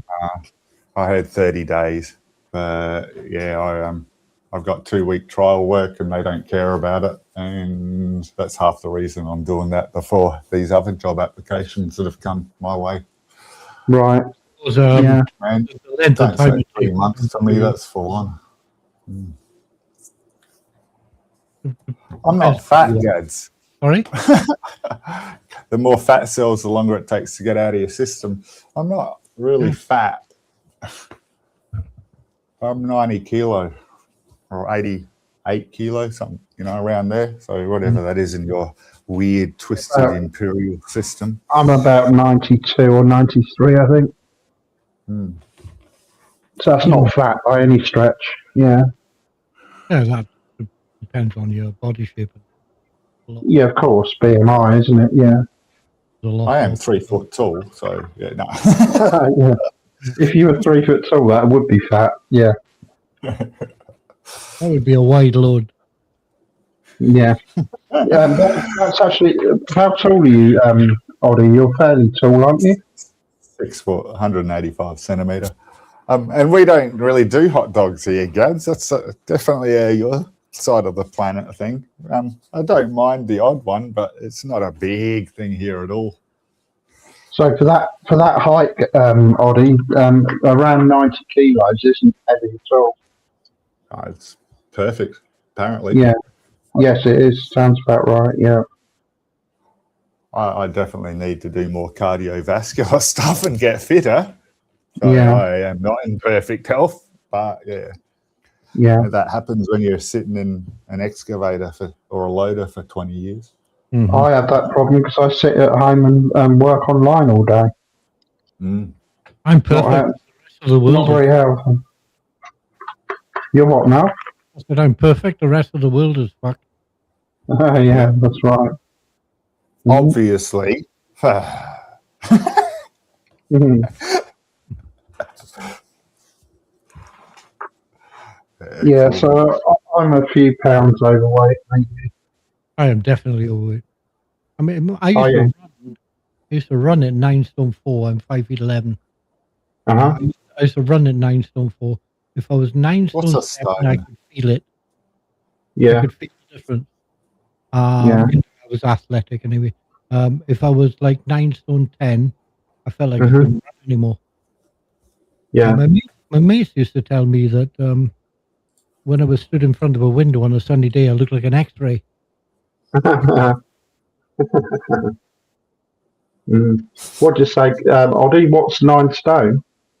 What's a stone in kilo? A stone in kilos. I'm not sure. You, Mal? A stone is 14 pounds. 14 pounds. That Yeah. doesn't fucking help. Jesus. Metric, son. Metric. Come on, Audie, look it out. Yeah, I'm not sure on that one. Googling calculator. I'd ask Gads, but they've got different weights for their stones over there and tons, don't they? Oh, yeah, I know. Don't start on it. No, I know. I think they might be slightly different to the British ones, maybe. But gallons. They don't know what a gallon is. Oh, that's 3.5 liters or something, isn't it? Might be 4.5. 4.5, I think. Yeah. Yeah. 4.5. Their fuel's gone up to $4 for a gallon. It's fucking nearly $4 for a litre here of diesel. $3.50. $10 a gallon, I think Gads was saying. Yeah, he said 10, he said. Over here, $10 a gallon. I am. It's £1.53. £1.53 a litre here for fuel. £1.87. That's a lot. Oh no, that's similar when you do the money transfer. About 160 a litre here for diesel, Mal. Oh, it's about 187, yeah. Is it? Sorry, what am I saying? 197, I think, actually, I saw. I think the further away you get from the main place, the more they charge. You know? Well, mine would come in at Southampton, I expect. Yeah. If we buy it in town, obviously the supermarket is cheaper. Yeah. They can afford to. It's still nearly £2 a litre, though, isn't it? Yeah, it's not far off. Yep. Yeah. Crazy. I don't buy diesel, but I'm just saying I saw it on the board. No, I don't. I buy diesel. I don't. No. I don't drink anymore. Mm. I'm hoping I can befriend one of these workplaces and get it from work, because the excavators use about 250 litres a day. Yeah, they will. Yeah. Quite a lot, isn't it? I used to sit on the back of an excavator on the mountains on the gas pipeline up in Scotland, and I used to sit in the back of it. It was like a snow globe. It was like a snow globe, but in reverse. Because I used to sit next to the exhaust, trying to learn how to read a book, and the snow would go around the outside. So I was perfectly dry and warm. It was lovely, and I would sit there, and twice a day I would measure the depth of the ditch with a big metal T-shaped bar, and the driver was so good; it was perfect. And I would sit there, and they give me $300 a week for that, and that was in 1972. Yeah, not bad. That was a lot of money. Not bad. To buy a motorbike at that time was, give or take, £1 every cc. Yeah. So I bought a 650cc motorbike and had it 3 days and wrote it off. I bought another one. God. I had no license, so I couldn't drive. But that was. I used to sit in the back of a. He tried to teach me how to use it, but I couldn't steer it, and I drove it into the side of the mountain, and he had to come and get me. The other thing I was going to ask you, Oddie, don't they put dye in their diesel for that use? Yeah, they say that, but I've been nicking fuel from quarries for 8 years now, And I didn't see any color change, and I didn't see any effect on the work I was using. That dye, over here for agricultural use and things like that, they put red dye in it, in the diesel. Wow. Once you put that in your tank, if you've ever put that in your tank once, they can detect it. They dip your tanks. They dip your tank, and if you've ever used it, it'll show up. So what's the issue if you've used it? If you're a farmer, wouldn't you be putting that in your car? Because it's less. They're paying less duty on it, so you're fiddling duty. Yeah. Yeah, agricultural ones use the dyed one. Yeah. It's not for road use. That's right. You can't use it for road vehicles. They can dip your tank and tell if you've ever put it in there. If you've only ever put it in there once, it'll show up, I reckon. They pay less. Full on. They're absolutely unaware of anything like that happening here. I'm sure it probably does with the big industry type thing at that level, but no one's doing checks here. Yeah, so it's basically you'd owe money to I don't know who you'd owe money to. It's tax, isn't it, Mal? Yeah. Excise duty, isn't it? For the tractors and things like that, like, you know. They pay a lower tax threshold, I think, don't they? Off road is lower, much lower. Yeah. It's not the same as on road with trucks. That's right. I think it's the blue stuff, is it? Yeah. Red, I think, isn't it? Is it red? Yeah. Yeah, they dye it red, I think. We had police around our way, running down cars and stopping them, and dipping the tank. Yeah, they were using chip shop oil. Using what? Oh, right, yeah. You know, the waste oil. Yes, for frying potatoes. Well, they were using that in the cars. Is that illegal? Yes. Yeah. Very much. Yeah. Is that? My vehicle's second hand too, so they wouldn't be able to pinpoint whether it's me or the prior owner either. So they wouldn't be able to. I mean, they would. I've got a 60-litre gallon drum in my boot filled with diesel on top of my fuel tank, so they could bust me currently. But yeah, they couldn't down like in normal running because they couldn't verify whether it happened with me or with the prior owner. I'm assuming. Quite literally, all of the fuel that's run through my car has come from quarry fuel, so off-road fuel. Yeah, I don't suppose they're just going to give it away, though. No. If you're filling up 300 litres a day in an excavator, they're not going to notice you topping up your work ute, and the fuel pod on the back of your work ute comes to my house every day. So, yeah. Well, yes and no. I'm not wasn't supposed to fuel up the work ute, but they get me driving all over their fucking quarry to go and do this and that for them. Cool. So I'll fucking top up the work ute. Yeah, like really big quarry. Not mine. So I did quarries around Adelaide. So basically for shit like the city roads or gardens or car parks and shit like that. Whereas the mine's doing more like iron ore mining, like for sending to Japan, sending to China, sending to India, bulk haul. Yeah. Same process, smaller scale. I was going to be a miner, but I thought it was boring. I was going to be a biotechnician, but I didn't have a stable enough home to live in. I moved 12 times in 1 year and deferred, got a scholarship, all this crap. Should have stuck with it. You joke about that, Mal. You would have been a miner, wouldn't you? Traditionally. I suppose. I mean, everyone in Wales went down the mines, didn't they? Generations. Oh yeah. I didn't grow up here. No. Oh, that's right. You didn't. Yeah, you're right. Just don't play the flute with an A minor. Yeah. Sorry. I watched a documentary about that the other day, funny enough, about the mines and the conditions they worked in. It's quite scary. Yeah. Oh, You know, mate, the amount of when, safety protocol these days. I went for a job over here. in a mine around here. I didn't get the job. You know what the hmm, job was called? A power hmm. load spaceman. That's a good Say that title, isn't it? again, brother. A power loading faceman. Yeah, That's wow. That was the name of the job. You know what the job was? You're at the coal face and you get a shovel and and a bogey and you fill the bogey with the shovel. Power yeah. loading. What you may not realise though, man, is those blokes had to lay down on their side to do that. Yeah, They had to lay down and scoop the coal off the face. yeah.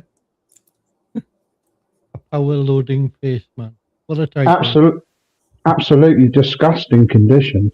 Yeah. You know, Charles Bronson was 9 years old and was down the mines. And Huh? nine, you know, no wonder he looked Wow. like he did. Yeah. Had his nails. Yeah. Well, he would be. Yeah. Oh, very funny, God. Thank you very much. Bastard. Should have come up, Gads. Yeah, why didn't you come up scaredy? I don't know what time Trubs' stream is going to be today. I don't know.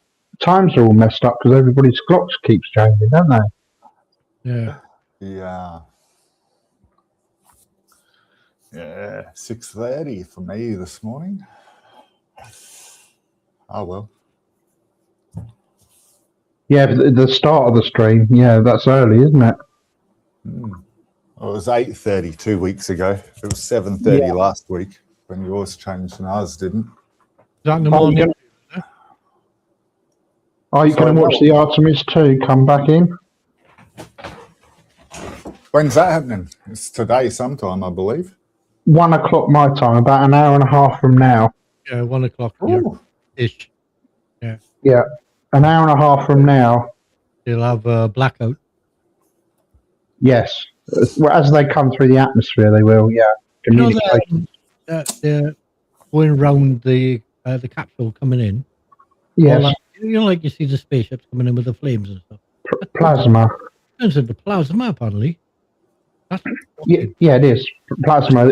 That's what blocks out the radio signals. Yeah, amazing. yeah. 3,000 degrees Celsius when it's doing that. 2,700 degrees, apparently.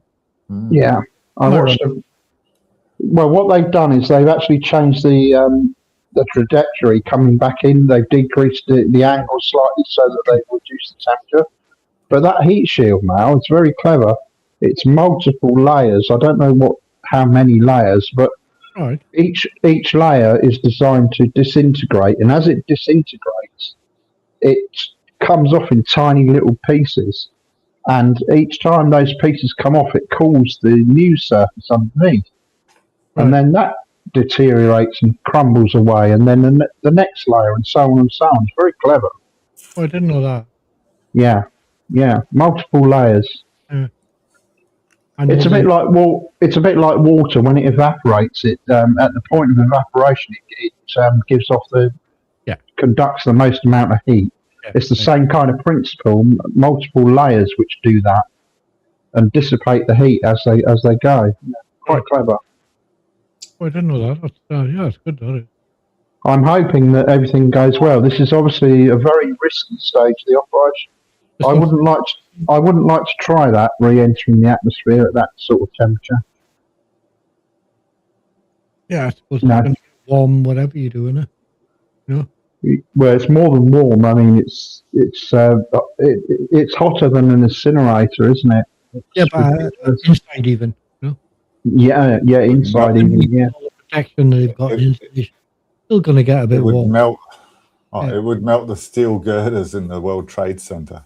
I think it would more easily. Yeah. I think it wouldn't just get warm inside, it would get a bit smelly inside as well, because I'd be shitting myself. Mate, 10 days of each other's farts in the size of 2 minivans. Yeah. Mate, I think look. it might make it smell better. Oh, look, we got our Twitch bot here again. Top viewers, same thing every time. Mm.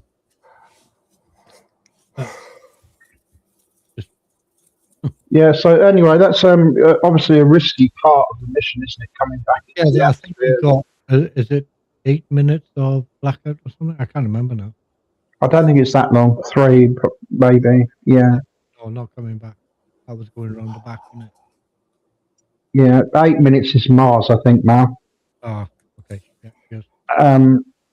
Probably about, I don't know, probably 3 minutes. Let me see.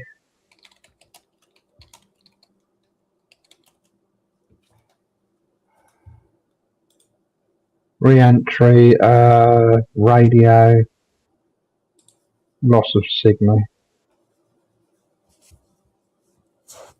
As the plasma builds up, blah, blah, blah. What are you doing? Yeah, you know that. Roughly 6 minutes. Oh, one It's part. It's more than I thought, actually. Yeah, you were closer than I was. Well, oh, okay. Yeah. Every time. Yeah. I don't know whether it heats up inside the craft. I don't think it does, strangely. They'll be well insulated. Yeah. Very efficient material they've got there. Yeah, they're just some smart people working in that place. They're just really good at that stuff, and to be fair, like, you know. You're not supposed to eat it, Gads. Not eat them. Raw chicken. Oh, God, that's a disgusting thought. I don't know how anyone could eat raw chicken, to be quite honest with you. Well, think of somebody eating raw beef or something, raw liver, right? Eat raw liver, right? And then going, I love you. Give us a snog. Oh, don't. Yeah. Like kissing a fucking vampire. Yeah. Yeah. Yeah. Oh, no. I'm good, thanks. I think Yeah. I'm just getting gay. Awful thought, isn't it? I mean, even if you just put it in the microwave for a minute or just seared it in a frying pan or something. I think me and Audie were talking about it with Maxie and the thing. And slow cook, which is what I do for my dog, rather than give him raw, because he's sensitive to his stomach. Slow cooking and raw, the difference between digestibility and stuff like that, yeah, is about 1 or 2% difference. Yeah, it's impressive finding that out. Thanks, man. That was great. And the other thing is the slow cooking doesn't kill off all the good stuff. You know, No, it doesn't. Yeah. all your vitamins, enzymes, or whatever. Slow cooking's got to be the best thing you could do, really, hasn't it? Yeah. Yeah. Well, They're all nearly the same, Andy. The thing with cooking is it kills off the bad parasites. Yeah. That was about the outcome. So Mao was the first person that actually showed us actual evidence. Yeah, well, full stop. Some people were not very happy with that. Yeah. But she wasn't happy at all, was she? I just point out the fact as well. You know, where else can and you he do did it so politely, brother. Like, so nice as you. I'm not trying to fight with you. Like, this is just the facts. Yeah. I just state the facts. You do you. Yeah. But those are the facts. I give my dog slow cooked food because raw is a bit iffy. You know, too many chance of pathogens and stuff. You know, same thing for the dog. So she's only had like 3 months to provide facts herself, so you know. No, trust me, bro. Trust me, bro. Yeah, you got it. Yeah. Everybody's lying except me. Yeah. Trust me. Have you got a degree? And no. All right. Have you done any research? Got any published papers? No, nothing like that. But I got a podcast. All right, Heidi. I'm in. I've just putting out their new feature, Goddy, their poll. Yeah, cool. Would you eat raw chicken? Oh God, no. Why not? If they hadn't had a shower, I don't even like eating raw pussy. Yeah, me too. I used to make her go and have a bath. Oh, Yeah, free that fucking thing. yeah, God, yeah. I'm glad I don't have to do that anymore, Mal. Yeah. That would turn you gay. Yeah. I'm glad I don't have to get involved in things like that anymore. Yeah. I don't miss that. Some people like yourself have, you seem to be very, what would I say, content Yes. on your own. Yeah. Yeah. Oh, absolutely. We were talking about that briefly in chat earlier, weren't A we? little bit, yeah. I was going to ask you because I was going to say that is it Yeah. because you've been on your own so long, or because you actually are like you actually feel like that? You know, if you know what I mean. Mama Dingo Sometimes was it becomes- giving me grief, and that's why the topic came up, guys. Yeah, You it know is. that, right? Yeah. Well, she said she said she can see why I'm single. Why my wife left me and why I'm single. Actually, I Apologies, brother. That's don't worry, it doesn't bother me. But anyway, I feel actually like I've always been a loner. I feel like I've always been alone, even though I've been with somebody. If that makes sense. Yes. I know exactly what you mean. Yep. Yeah, I've always been a loner. Right. Doesn't worry me in the slightest. Cigarettes are fucking our friends, so yeah, man. I have minimal friends currently because I've stopped drinking alcohol and stopped smoking cannabis, and most of my friends. Yeah. I said to her, Roddy, that I thought she would have been. I said I thought she would have been glad and appreciative that you've got friends. Yeah. You know? And that I've stopped doing this stuff, and I thought maybe she'd be supportive, but you know. Yeah. Topic change, sorry. But yeah. Yeah. That's you have got a point there, Gads. Yeah. Have you noticed how much or how many fewer friends you get when you give up drinking and stuff like that? Like, you know. Yeah. They never were. They never were friends. They were drinking associates. Drinking Buddies. Yeah. Yeah. That's right. Yeah. Cigarette providers. Cigarette providers. Yeah. I found a packet of cigarettes on the road last week. Yeah, she was fucking. I remember you saying about that. A few days. Yeah. So yeah, and she'll be nice to me when she runs out of cigarettes again. All she does is use. Yeah. Sorry, I brought it up. I'm trying not to. Fucking Jesus, Corey. Take an astronaut. Most of my friends were using drugs. Yeah. They're not friends, though, Gads. That's all. They're not real friends. No. Yes, you're right. Absolutely. You soon discover that. I used to think I had hundreds of friends. I really did believe it. I thought I was so popular. You know? Yeah. Well known around the area and stuff like that. And after a while, you suddenly realise that those people will walk past you in the street because you haven't seen them for a while. Yeah. You haven't given them the attention that they crave, so fuck you. Yeah. Basically. I've now got, apart from my missus and my dog, I would say 2 friends. Yeah. Yeah. I'm more than happy with that. Because these friends, I've known one of them since, like, he was 9, you know? Yes. Yeah. Donkey's years. I've got a few. I haven't got millions or anything. No. I've got. You can count your friends on one hand if you can count more than that. Guy called Harry is probably my oldest friend. I met him in junior school, before main school. We've stayed friends to this day. all of our lives, basically. I mean, we were little children when we first met. Yeah, That's pretty cool. And we're still friends to this day, and we go out once a year on each other's birthday and have a meal and stuff. Yeah, No? it's the thing with when you do have friends, proper friends. I see my best friend, the guy I said I've known him since he was 9. He's now like in his 50s. Yeah. I might not see him for 2 years, and we're still friends. You can pick your friends up and you can put them down as things dictate.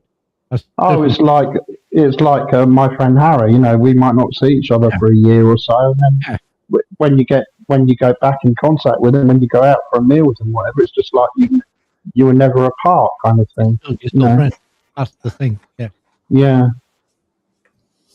That's the difference, isn't it? Whereas if they're people from the pub and you're only friends with them because you drink, or you're only friends with them because you do this or you do that, they're not real friends at all. As soon as you stop doing what they do, they're gone, aren't they? Yeah. You're just being used. Yeah. Yeah. So I know a lot of people. I haven't got that many friends, I would say, but I've got quite a few. Yeah, I mean, I still pass people in the street who know me and stuff like that. You know, when I go to town, but acquaintances, though. Then, yes, yeah, from my previous lives as like a snooker player, you know. Yeah. And pinballing or snooker or pool. I don't know if that's a joke, Gads. If it is, I don't get it. Maybe it's not a joke. Maybe you do know. I don't know Harry Peck either. I was trying to figure it out. Maybe it's a joke. I don't know. It's both. Okay.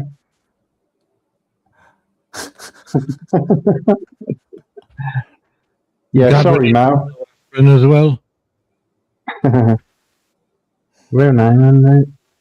I don't get how it's a joke. Harry. No, that's what I don't get.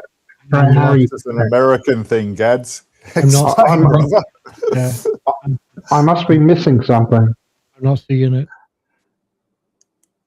Harry Peck.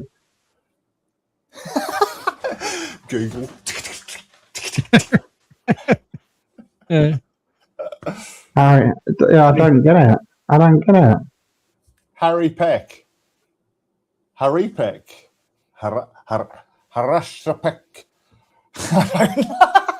I've tried saying it quick. I've tried saying it slow. I've tried joining it up. I don't get it. I don't get it. No. I think it's just weird, Godwin. Don't worry about it. It's all right. Maybe you need the American accent. Yeah.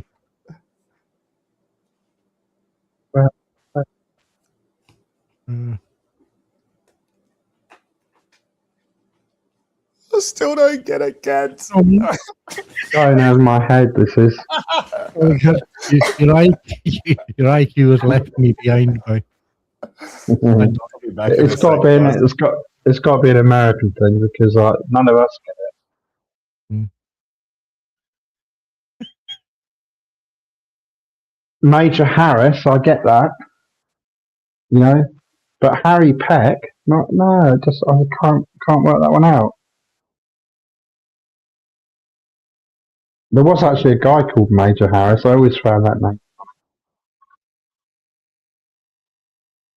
Damn Harry Peck. Harry Peck. Is that what you're meaning? Harry Peck? Maybe you pronounce it Harry? I give up. Could be. I took an aspirin and gave up. Harry Peck? Yeah, maybe.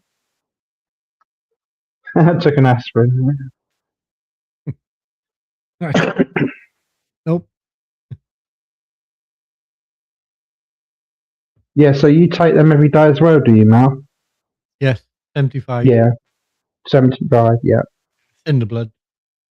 Yeah, well, that's the thing, you see, as well, people don't realise if you just go to the chemist and get aspirin, there'll probably be 100 milligrams. you shouldn't be taking 100 milligrams every day. You can get the more than that. You can buy the more than that in the supermarket. I'm sure. Yeah. Yeah. Like ibuprofen or whatever. Mm. 325. Yeah. Yeah. I had some from the doctor once because I couldn't stand up straight. Went to the doctor, I was ill and stuff, and she said, "Look, I'm going to get you in to see the doctor straight away." And I went in to see the doctor, and the doctor was a traffic stopper. Okay. And I went, "Oh, I can cope with this," but I could hardly speak, you know. And she prodded around in my belly and stuff, and gave me 500 milligram paracetamol. So I went to the chemist. I couldn't stand up straight. I was in so much pain. Oh, Gads is coming up. It's probably going to explain this joke, which we all didn't get it. Hey, Gads. Yeah. Howdy. Okay, so you got explain this joke because I didn't get it. Hairy peck, like you have a hairy pecker. Hairy. That's what I thought. Yeah. Why don't you just type in hairy then? You'd get it from just saying it, hairy peck. Awesome. Yeah, I get it. I see now. Yeah, because how do you pronounce it though? Do you pronounce it Harry? Probably hairy, is it? Maybe they pronounce it Harry. Hairy. Do they? Hairy. Yeah. See, that's different. To us, it's Harry. Harry. Yeah. Harry Potter. Yeah. I gave up 20 minutes ago. Don't worry about me. I'll just, you know. I was on the right track then. It was Harry Peck. Yeah. How's it going anyway, Gads? Yeah. All right, guys. No, It's going as best as it could go. Yeah. Taking it all day by day. It is what it is. Price has gone up much there, Gads? Oh, I mean, I don't buy a whole lot. I've been banking pretty much everything I've been making. So yeah, that's good. It is what it is. Just it's such a defeatist. The key to life is just being content with not having everything. Just having enough to be content and not worry about, owning everything that you ever wanted. Yeah, it doesn't matter. Yeah. It's all material. You don't need. Yeah, having some money behind you, so in case of emergencies or something, is always gives you a sense of, I don't know, relaxation of somewhat, because you can cover things even if things get a bit tight. That's always a good thing. It's kind of like having like an inflatable thing in case. Yeah. A surprise bill. Yeah, you never know, do you? I'd like a few more pounds to make the missus's life more comfortable. But as for being, I want to be a billionaire and own this and do that. I don't think of it. I really don't. Yeah. I never have. Just started 70 years ago. Yeah, that's right. I was 71 now. 71 years ago, you should have started. It's too late. Yeah. Well, or is it? Yeah. The gas pipeline I worked on when I said I was getting paid $300 a week. To live in a hotel for the week at that time was £18 a week. That was good money then. A pint of beer was 11 pence. Yeah. But if you were born to the right family, everything would have been different. Yeah, that's true. Born to. Yeah, that's like being born in the right country. Yep. Just potluck. I mean, my mum's Annie, you would call it Vag, would have just dropped me anywhere. She was Canadian. She could have dropped me in Canada. Yeah. I don't see. It's one of the reasons why I don't see how being proud of where you're born makes any sense. Pride of imaginary lines. Sorry?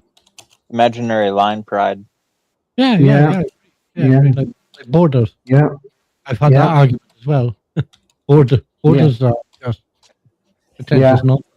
I mean, without humans, there are no countries. I mean, no. You're right, guys. Yeah, absolutely. Yeah, I don't. Oh, yeah. People got upset when I said borders are pretentious nonsense. They did. They didn't like that, did they, Mel? They didn't, did they? No, I got lost no. by two.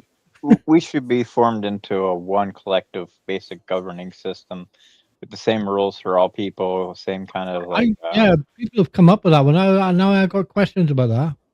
I know I keep interrupting because I'm a gobbygit. You But- do that a lot now. Yeah. I'm just a gobbygit. I just like to ask questions. So somebody says to me, "Yeah, I got a question about that." I like asking questions. But if you do that, right? Think of all the languages, the different cultures, etc., going on. Like a one world government type of thing. It would take them so long to make a fucking decision. Things would have changed by then.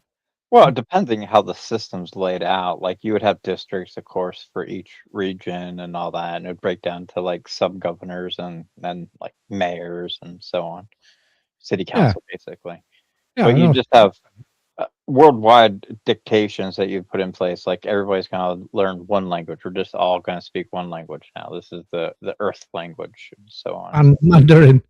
It'd be Mandarin or English. English went pretty far. I mean, look how many countries speak English and have signs in their language and English. That almost makes the New World Order sound like a good thing, People do want order and somebody to tell them what to do. Like people need to be motivated. Like if you let a bunch of people out with nobody to tell them to go do things, they would just sit there and do nothing. Like they need people to keep. I think I think the default setting for people is lazy bastard. Oh yeah, conserve the energy The technology. and not expend energy. I mean, it's most living things. They hunt just to get enough food so they have enough energy to keep on keeping. Yeah. The bare minimum, energy. The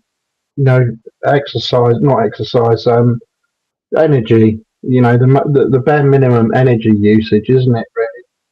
Yeah, you don't want to expend and waste energy if it's not needed to be wasted. Yeah. I wonder if that's an instinctual thing. Well, I think you'd find that in all animals and creatures, wouldn't you? Yeah, like hibernating and stuff like that. Well, a lot of them they save all their energy up just so they can reproduce. Like a salmon, it will go from the ocean all the way up until it gets to its birthing place, just so it can spawn and die. Yeah. To be fair, I'm not that keen. No. But yeah, I just think that I thought it might be instinctual. But, I don't know. I think all animals would be like that if you think about it. That expend as least energy as possible.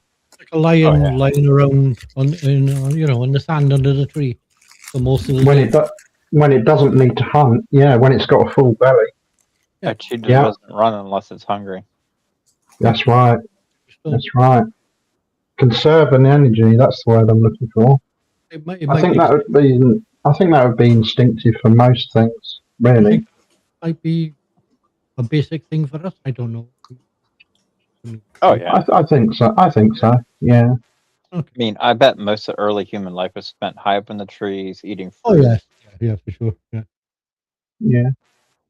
We might still have it. And there is studies suggesting like the first upright walking humans, they lived on the shores and like they would wade into the coast and get shells and stuff like that for to eat clams and whatnot. And by being in that water, it made it so they could stand upright, and which eventually taught them how to walk upright. Yeah. Sounds reasonable. I think the idea was that the first ones come down from the tree to be upright with a little creature called an Oreopithecus. Like an Oreo biscuit. Sounds like that, yeah. But Oreopithecus, I think, is considered to be one of the early ones. Might have changed by now. Yeah. One of the first ones was like a little chipmunk kind of creature. It was burrowed under the ground, lived in tunnels, eating roots. Oh yeah, like a rodent. Well, Well, the earliest mammals. We all then like just branch off of just a very few mammals. That's over. Yeah, Let's say lemurs and like a lemur type animal. well, That the thing. end of the Jurassic period, that was 66 million years ago. So over 66 million years, mammals evolved and branched out into many kingdoms and phylums. Yeah, Yeah. they're all related. We've all got that. Adaptation. We've all got the Luca. What I is hope it? so. Otherwise, you're an alien. That's why that's why they think we got intelligent as well, Gads, because we started eating that seafood diet, which was high protein. I would suggest psilocybin usage, making more connections in the neocortex.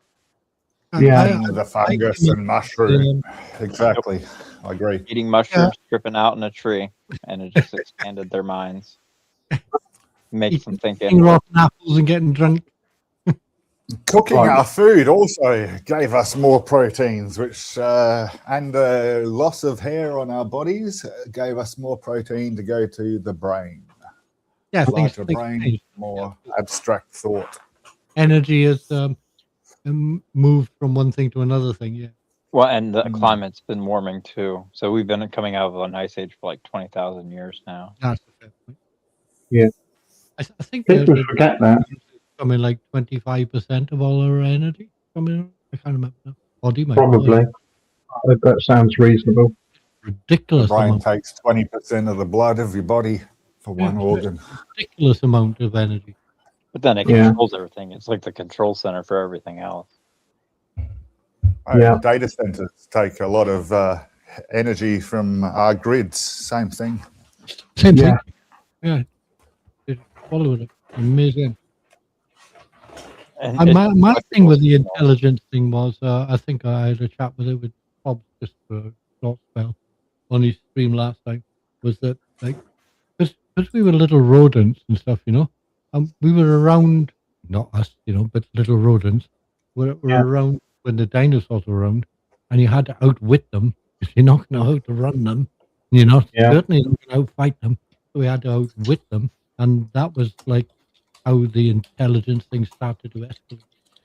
Well, a lot of those dinosaurs kind of are still around. The chicken, ostrich, emu, a lot of your birds. Yeah, I saw that Trobs absolutely doesn't like the idea that humans are around when dinosaurs were around, right? I'm amazed he didn't know. I'm in shock that he didn't know. And I don't mean chickens. I mean dinosaurs. I agree. I was surprised. We all know chickens are. Go watch like an emu walking around. Like those things are crazy, especially when they're hunting. Yeah, or a cassowary. Yeah, that's another one. They look evil. They're the worst ones. They got the claws. So do emus. Yeah. Did you ever see the shoe bill?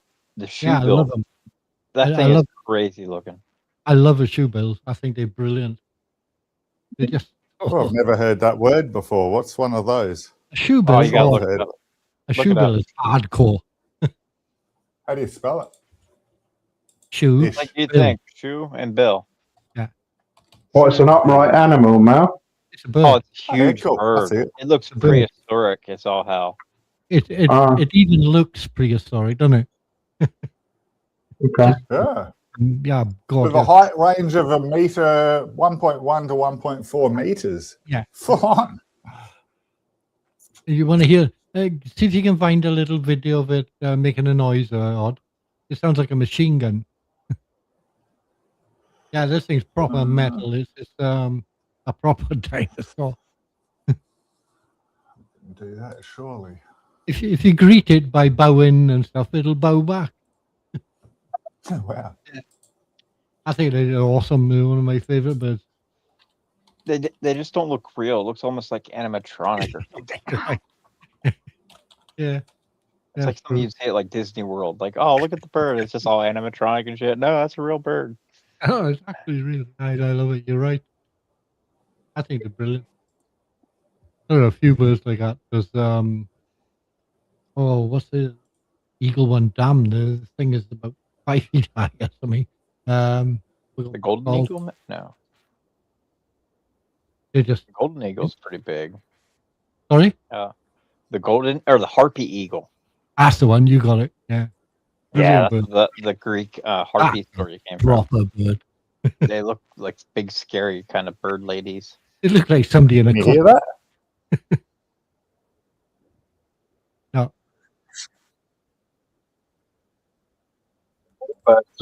Descended I don't know if from that's coming through, but that's dinosaurs, I the think. Yeah. Jubilant sound. Half eagle in it, guys. It's a proper bird, that is. Yeah, there's some crazy things in this world. All birds are descended from dinosaurs, aren't they? Yeah, they're all avian dinosaurs. Yeah. Yeah. Yeah, whenever the KT event happened, the Krakatoa, Extinction. Yeah. that's where the flight really helped a lot of them. They got to places where there wasn't as much Yeah, devastation. you could get away. Yeah. Yeah. Yeah. I mean, yeah. There's been a few of those things, isn't it? How do you escape? Yeah. How do you escape? Yeah. How do you escape the lava? Sea life was relatively unaffected, but land mammals, that was where the big effect was. Yeah. And the Greenland whale lives to nearly 500 years. I didn't know that until yesterday. Greenland shark. Oh, the Greenland shark. Sorry. Yeah. Yeah. That's fucking full on. Yeah. Yeah, they're like zombie looking. They almost look like They look like they've been around 500 years, don't they? Fair enough. I don't know that one, I must admit. Oh, I love I all that. don't recognise the name of it. I love all that.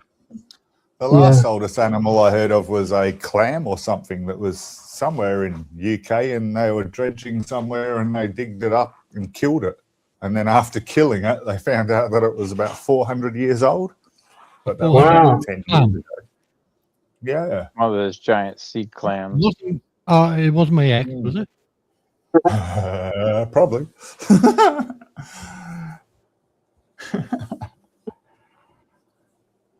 Yeah, I love things like that. I love it. Brilliant. And some things just keep on going on, don't they? Like horseshoe crab. They just, Tortoises even. you do what you like, I'll just plod along.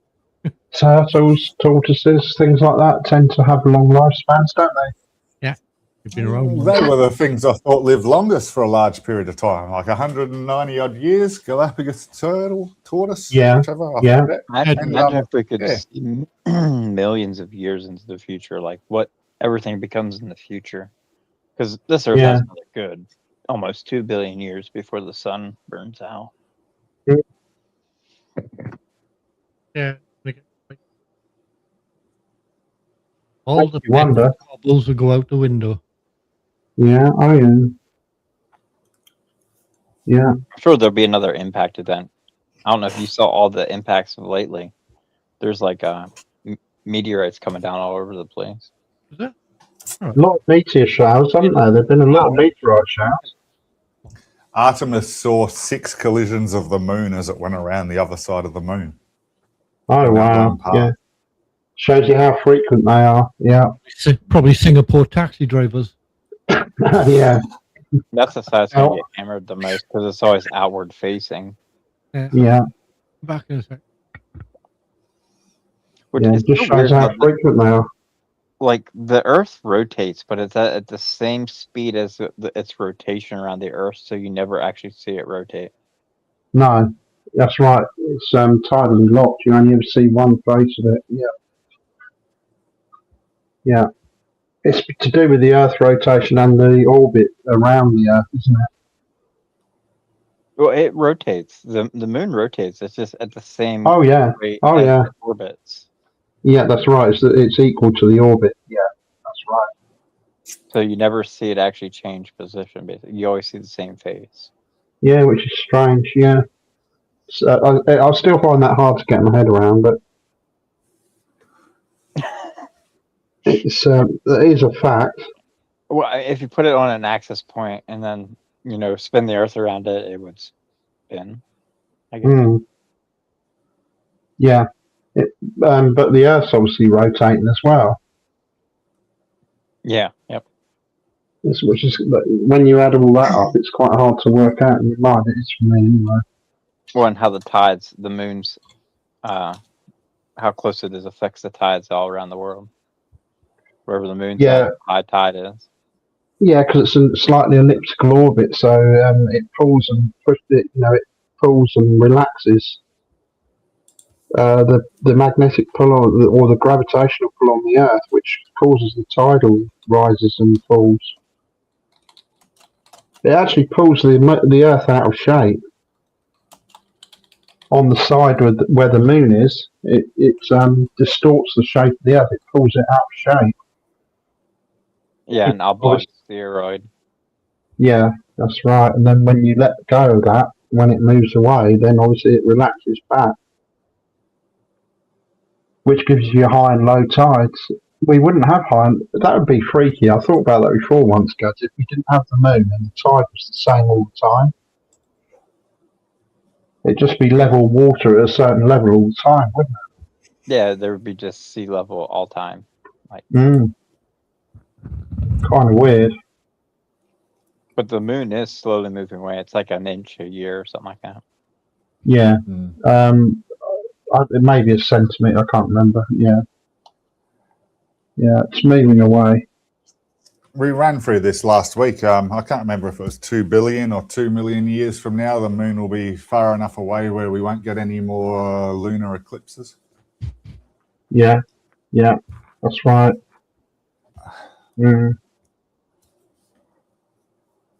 I was going to say something about flat Earth, that theory then. Oh, I saw someone say in chat the other day that the moon is a reflection.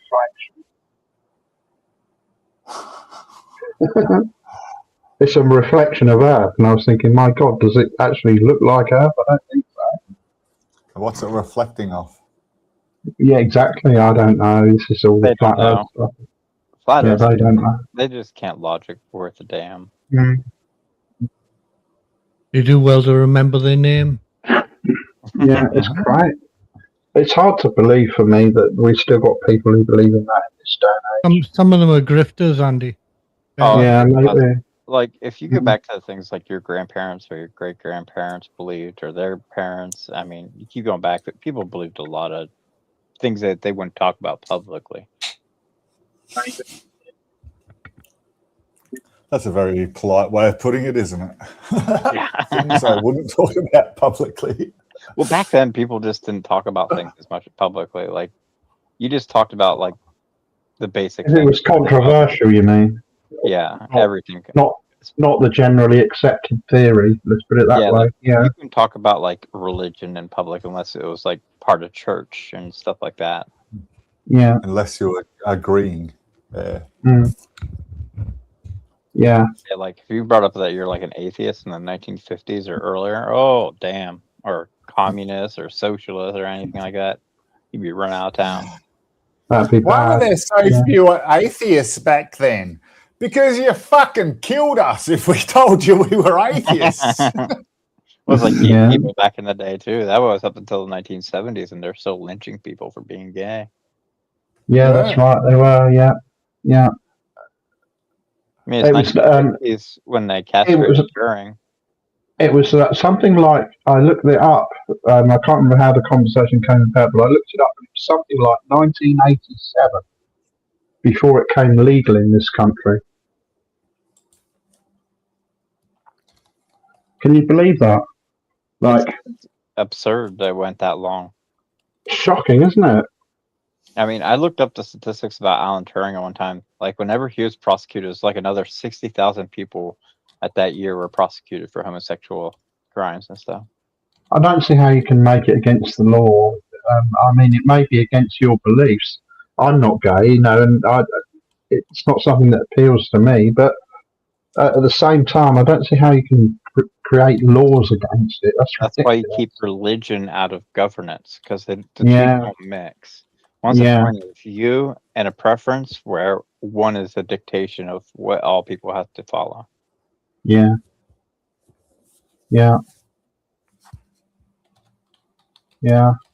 And then it brings up all sorts of questions about governments, doesn't it? And why they're wasting their time on creating laws like that.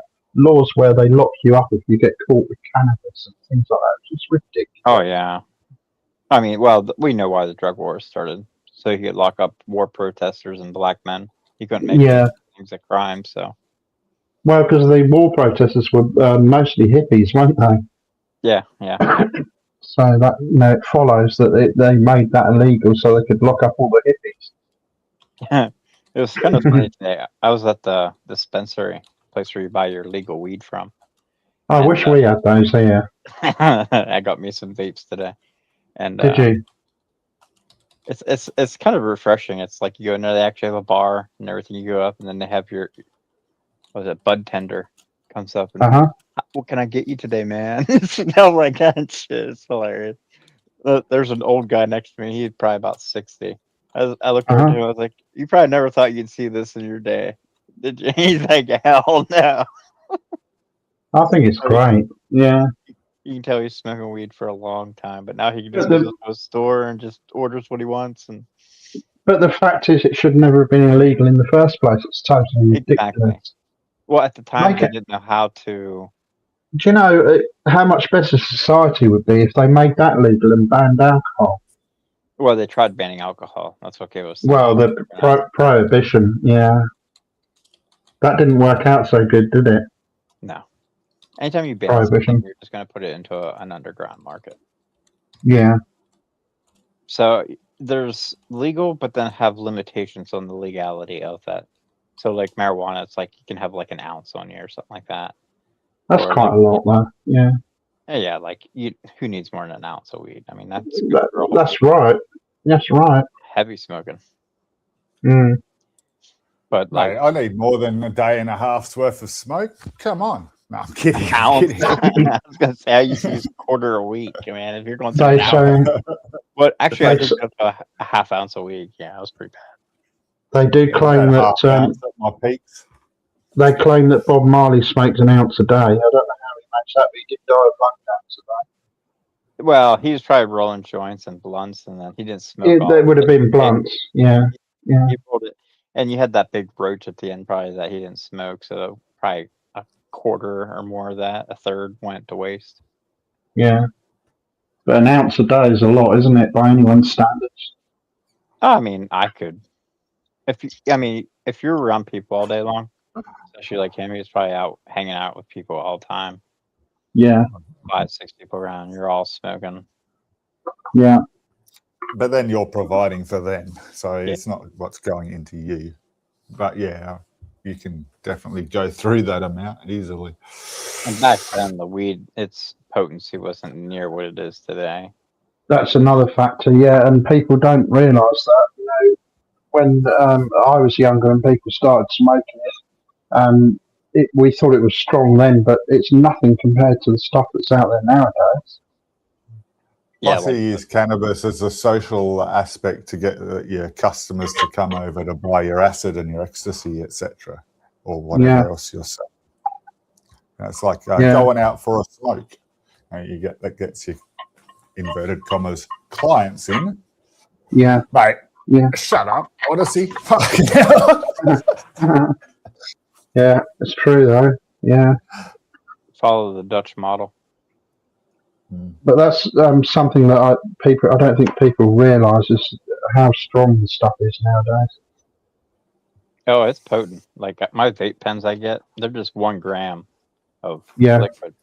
But I only need 5 hits, and it's like I smoked a whole joint myself. Yeah, I used to make hash oil from the stuff with a actual chemistry distill and separatory funnel, and proper hash oil, which is what you see in them vape pens and stuff. That's hash oil. Yeah. But if you run it through a separatory funnel about 5 times, you get out the majority of the impurities, and it'll go from the black color to a green color. And if you keep going, it'll actually get clear because THC is clear. You can't quite ever get it like clear, but you can get it a lot clearer than the black you see. And I did that with a source of, like, we'd just finished growing a crop and we did it from 100% bud, whereas it's normally made from the kif or the leaf.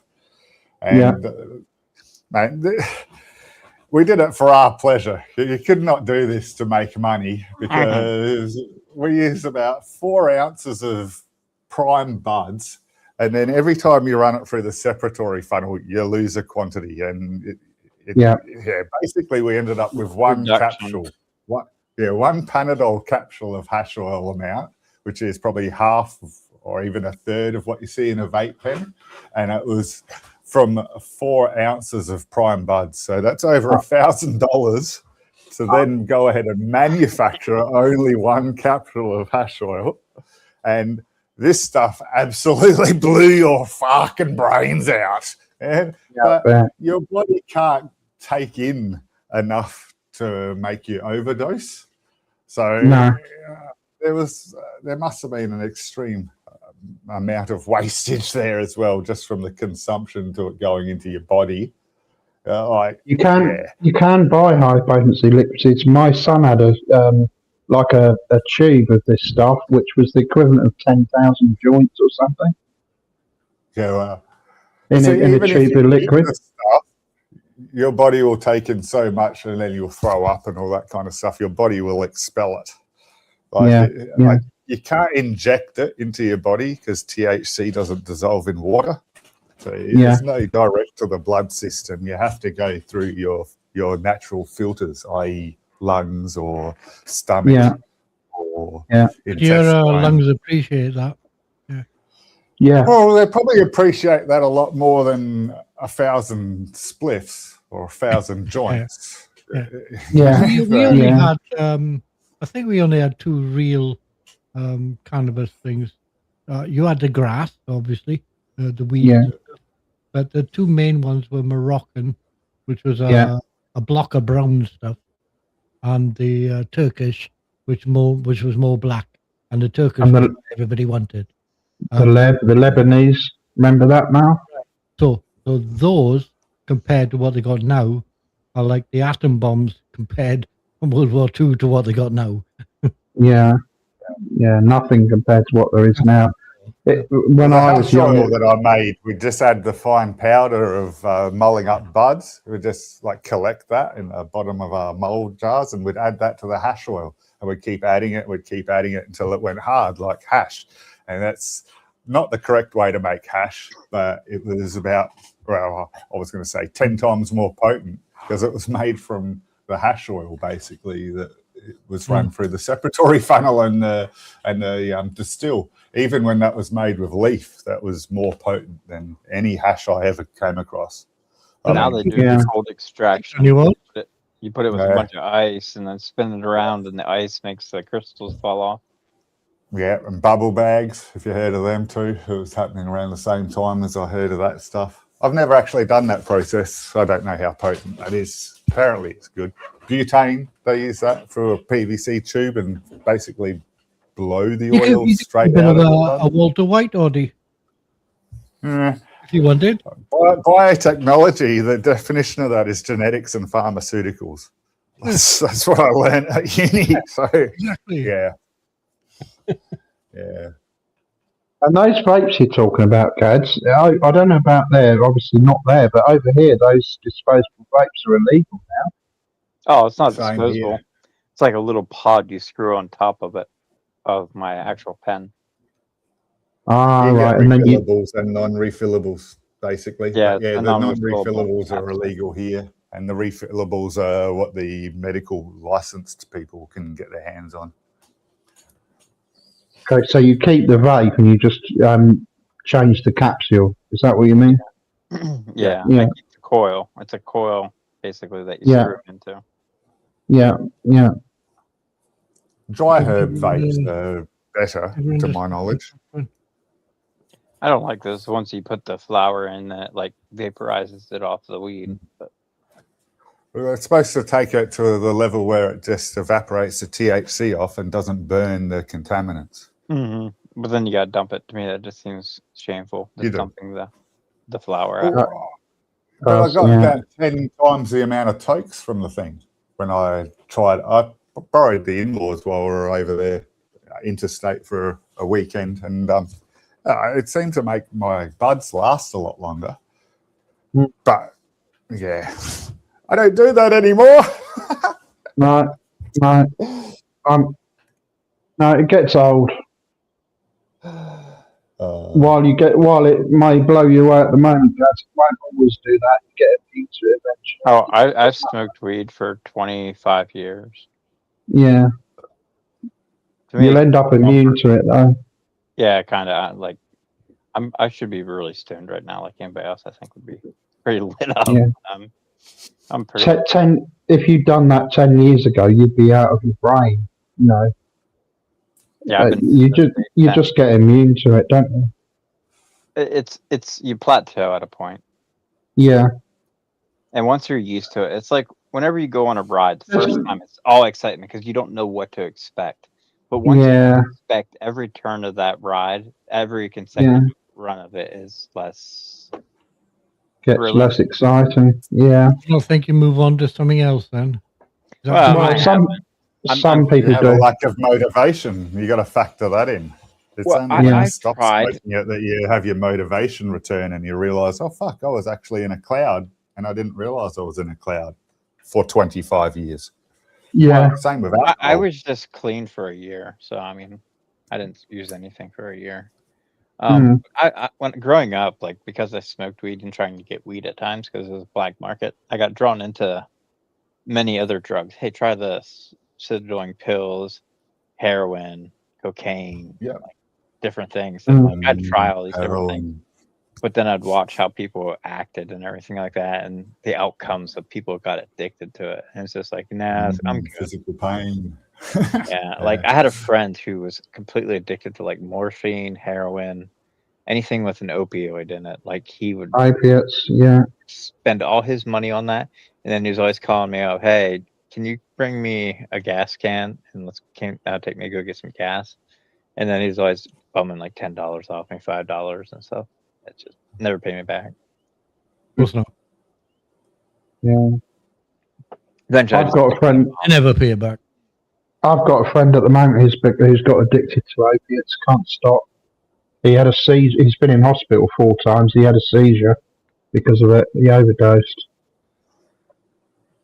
I watched an OD too. When I was 19, watching a kid OD on Xanax. Just sitting there. Yeah. Like I was out with a friend. I didn't know where I was going to go. Just the night was going to take me somewhere.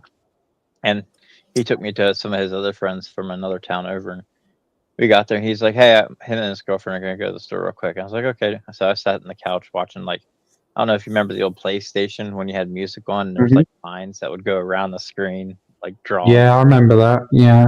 And so I sat there and I was just watching that, all stoned out of my mind.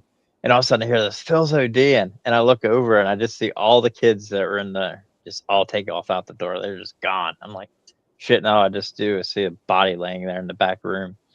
I just like get up, start walking toward it, and this big kid comes in. I'm like, what's wrong? And he's like, he's choking on his tongue. So like I ran over real quick, like started ramming my fingers down his throat and stuff and like trying to clear his airway.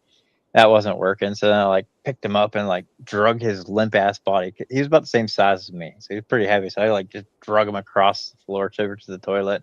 I was like Heimliching him and trying to get him to like just anything in him to come out. Yeah. Yeah. And I drug him back and like lay him on the floor.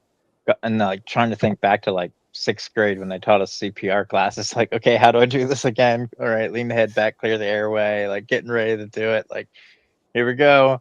And then by that time, all of a sudden, I seen like blue lights, and the kid's like, "Hey, the ambulance are here. I'll stay with them. You go." And I like, all right. I hopped up and walked out the front door and went down the steps. And my friend just happened to pull up. I just hopped in the car and we just drove off. That kid lived for that night, just to OD and die. Another night. Yeah, that sucks. I had to run a friend 120 kilometers an hour through 60k zones through traffic lights to the closest hospital. As I'm driving full speed, pounding on his chest, he's in the passenger seat, not responding. So I'm full bore driving, pounding at his chest. I slowed for one of the intersections. A car beside me said, "Man, you need help?" and then escorted me there. So they jumped in front of me. And they were driving faster, and I was going behind them. So and got to the hospital, took him in, and I couldn't stay for various reasons. So I had to leave pretty promptly because I had taken stuff too. Yeah, he took too much. and it's fucking scary. Especially, yeah. It was Well, like it's the body can't take in oxygen anymore. So once you start addicting with like opioids, it stops the body from absorbing oxygen. Oh, is that what happens? I didn't know that. Yeah. You physically drown. Yeah. Wow. I had no problem with the addictiveness of heroin when I went through a very minor phase of it because it gives you physical pain with the addiction, whereas all the other drugs are more psychological and mental. Well, I never injected it. I've only ever snorted it. I've done a couple, well, a good many bags of it. Like whenever it came around, like pretty good shit from like the early 2000s. But I didn't know you could snort it. Yeah, you just snort that shit. Yeah, chasing the dragon, smoking it and stuff. But oh my god! I didn't know you could do that either. I knew you could smoke it. Yeah.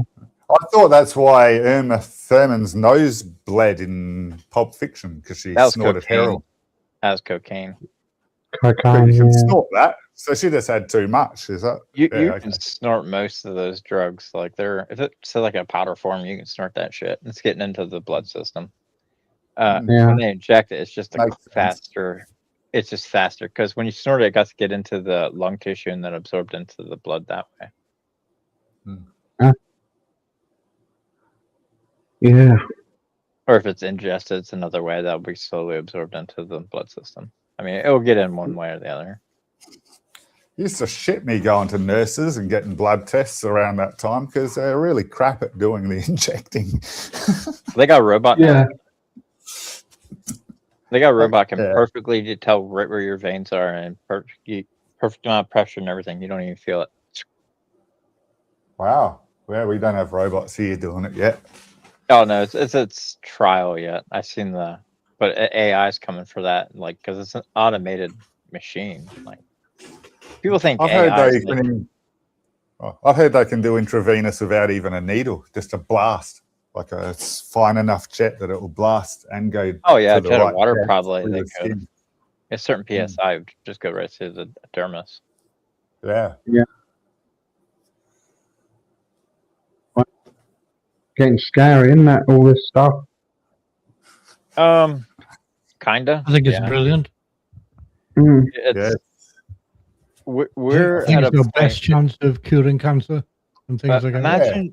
Imagine you're around before electricity, and then electricity came through. Like that's what. Like this is going to be like a tenfold moment for us. Yeah. Not in a good way, though, guys. It's going to take everybody's jobs away and stuff. No, they'll have to implement UBI. That's just there is no other way unless they're going to just do away with 2/3 of the whole population of the world. Well, that's more likely, I think, isn't it? I mean, it would be in the cost benefit analysis as the way to go. I mean, and since all the people who are in power are totally dominated by money, then that would be the logical thing. Well, yeah, because if you could take it to where you don't need 2/3 of the food supply to use up 2/3 of the food supply, like all the rare earths, everything that we use, I mean, cut that in half or 2/3. Yeah. Yeah. And you have a return savings on like most everything. And for them, yeah, it would be beneficial to. You would need to have something like your American Constitution. They don't care about that. Come on now. All the laws have gone out the window, haven't they?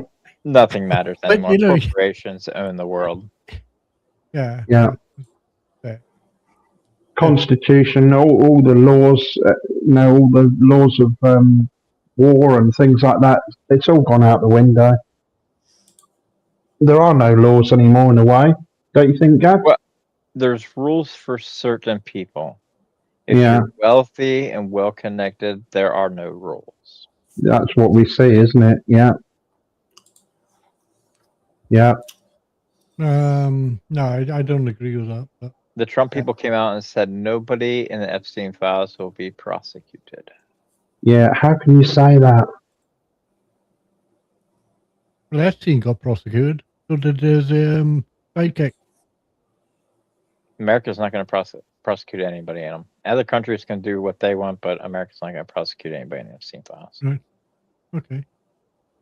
Because who would they look? Who they'd have to prosecute if they did? The rich and well connected. Yeah, exactly. It was a big boy club for them. It was all the big players. So they're all above the law, aren't they? Basically. Well, yeah, they're in charge of it. Yeah. Presidents and Yeah. senators. Yeah. And It's difficult to pull CEOs. people up and say like nobody's above the law when you own the law. But they are the law, though, aren't they? Money. The more money you've got, the more power you've got. You know, they've become the law, haven't they? They're making their own laws. They don't care about the old law, but they're making their own one. I think why that will change. That's why they've reinforced capitalism so much. By pushing capitalism, push the capital into a few people's hands and getting all the masses basically to the labor of that. Yeah. Yeah, that's always. I just got a response from Clyde, who I said, "Man, we invite you to come and join us Space Chatters every week, and you don't even come." And he just said, "Oh man, sorry, where are you guys?" Like he hasn't seen any of our messages. So he Oh my god! shortly, and we're not actually talking about space currently, which is a bummer. So so hopefully Clyde does whip past. Clyde lives in his own universe.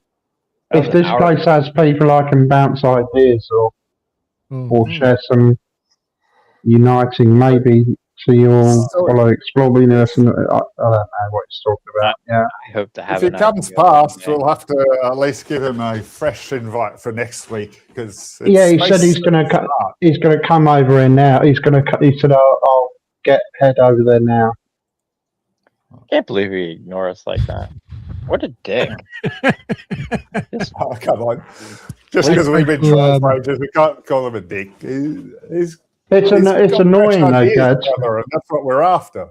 It's annoying. It's annoying, Gads, because during the week we see lots of people in there talking about space, and we keep saying to them, you should come over, and they all say, oh yeah, we will, but none of them do. Yeah, but come on, like you gotta fund Andy C's retirement. Like this man got to retire soon. He needs this subs and. I've never had a single dime from. Never got a single dime from YouTube, and I'm never going to. Just wait. It's coming. That retirement money's coming. You'll get like 10 cents a month. 10 pence. Saving it for you. Yeah. In a fund. Yeah. Tried to help. Accumulating it in a fund for me.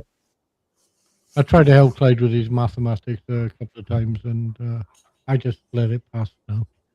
Mm. He's got his own world. Yeah. Mate, I have no issue with that whatsoever. I just like neither do I. None whatsoever. Yeah.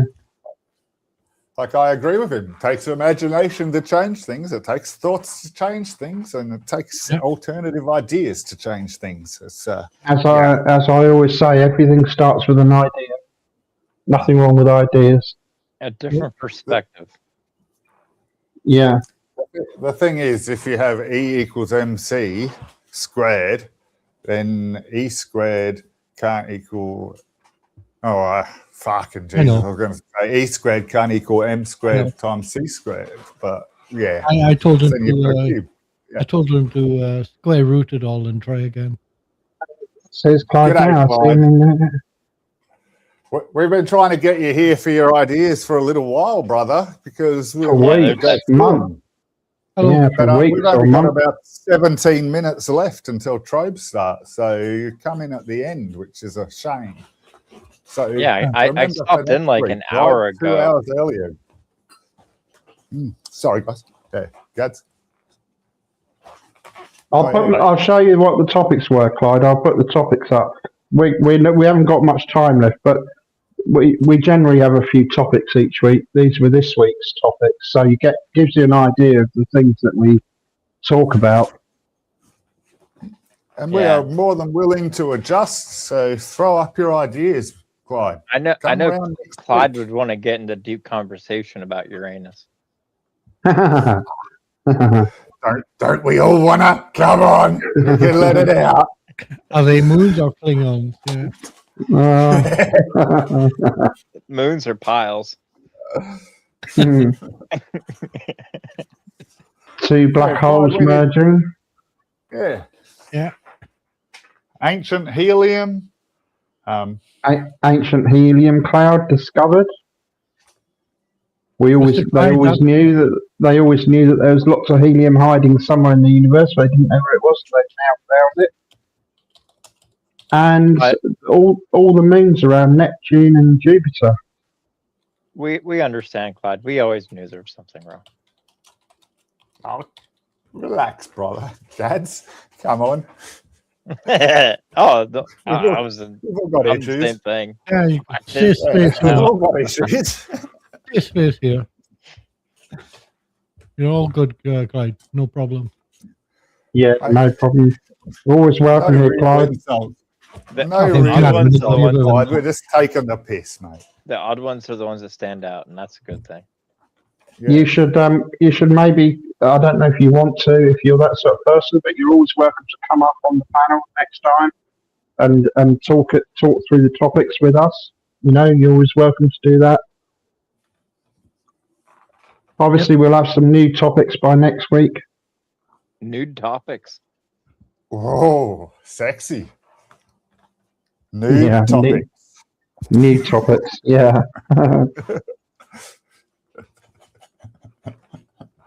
It's always hard to find the topics. These came from a completely different site this week. If you notice the links, I don't know if you noticed that. Did you already? What are your opinions on nudism on the ISS? No Is thanks. there nudism on the ISS? Oh, Yeah. no thanks. No. That's what no. I'm saying. What's No. your opinion? No. You're six blokes on a lesbian. No, I don't bother with it. How do you take crap without, well, I suppose you're not nude, but yeah, you know what I mean? Like, there's got to be that breach of, personal sort of. I think they all have their own little butthole adapter thing. It's like a little device. Really? Yeah, and then they just basically press their butthole up against that and make sure they're squared up straight and let her fly as a vacuum cleaner basically sucks it out. Right. I know that the lady was the plumber to fix the toilet. They had toilet issues this trip. Yeah. I don't know how she fixed it with her mouth. I'm sure it's an easy toilet system. It's probably just sucks everything back into a bag and then just seals it all up until they land. If you look at those links, Ollie, a completely different site I got this week's topics from. It's pretty random where I can find them. It's pretty hard to find them sometimes. Fucking knows. You do a good job.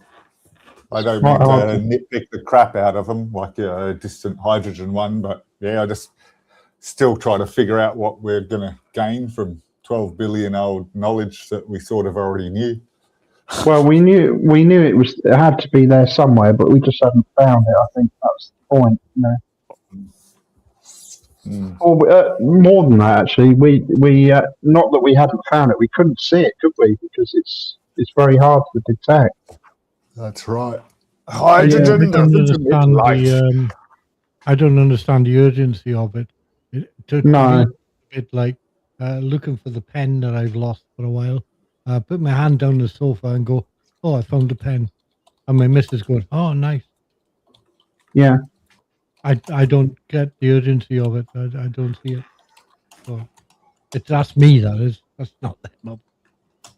But if something tells you that this should exist, but nobody can find it, I suppose that's the mystery of it, isn't it? If I said to you, your pen doesn't exist, and you say, yeah, it does, I've just lost it, I can't find it, and then you find it, that's a different matter then, isn't it? Because you can prove it exists then. You weren't wrong, you know. Yes, yeah, that's a fair point. Yeah. If you've got the stuff to prove it, Clyde, what you do with it rather than what it is. If you've got the stuff to back up your claims, Clyde, at least here we can bring them up on screen. If you're on a PC, you can send them to Andy's and bring them up, and he can bring them up on screen. Or if you give Andy the link, we can type it in and bring it up on screen, so we're all on the same wavelength. That's what it's about, Clyde. There are no experts here. None of us claim to be experts, but we discuss it and we have some interesting conversations. So you're welcome to be part of it. I claim to be an expert, but I'm just a laying piece of shit who knows nothing. So We do waffling. we do benefit from each other's knowledges, don't we? Each other's knowledge. We do bounce ideas around and discuss everything. yeah, without being Afterwards, Clyde, go back and have a bit of a listen to the beginning of this stream, and you'll All the other ones friendly, we've brother. done. Do you realise we've done over 30 of these now, Oddie? Awesome. I think it was 31 last week or something. I was just put Clyde's message up again so I could see his bird. It's a pretty nice looking bird. That. Yeah, I want the budgie. Cute, isn't it? Lovebird, isn't it? I think. Oh, budgie. All right, bollocks. That lets me out. No, it's a lovebird, I think, isn't it? Oh. I think. Nothing to hide here, Clyde. Come up. Come up next week.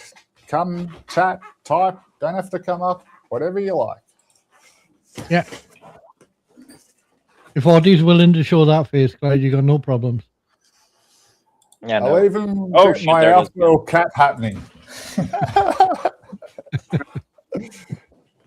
I'm almost blind. Yeah, you should come next week, Clyde.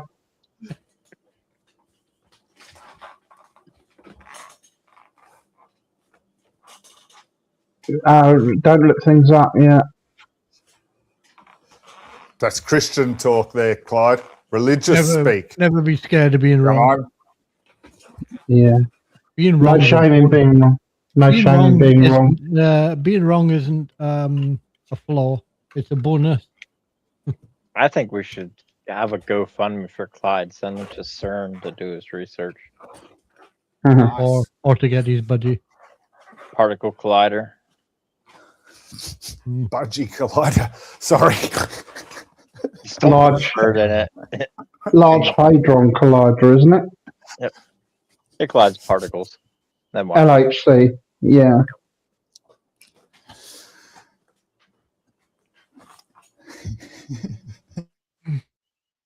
But yeah, you're right, Clyde. Just put your hand in the beam. Surely you can. Fucking hell. Did you see the guy who stuck his head in the tube and then the atom went right through his head? I heard of it, but I didn't see it full on. They have video He of that? lived. He lived. Oh, He lived. They got pictures of him after it. Has to be fake, surely. No. Look it up. Huh? That's crazy. Didn't harm him. Oh, it harmed him. Yeah. He left a hole through his head. Yeah, that's what I was going to say. But an atom-sized hole, maybe. Tiny. His brain was so small, it missed. Wow. Wow. It's like the Yeah, first like thing a goes up. neutrino through an atom. It's mostly space in there. That's confused me now. What size hole was it then? An atom-sized hole, I suppose, or a particle-sized hole, was it? But at the speed of light.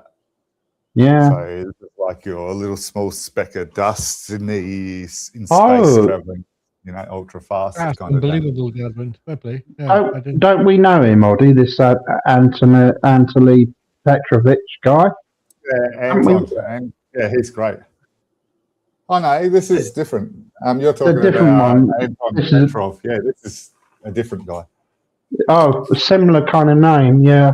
Hang on. The image is coming your way. In 5. Awesome. 4, That's cool. 3. I'm just surprised he was called Anatoly. I forgot I said a bunch of you. A dog barking with its butthole opening every time bark.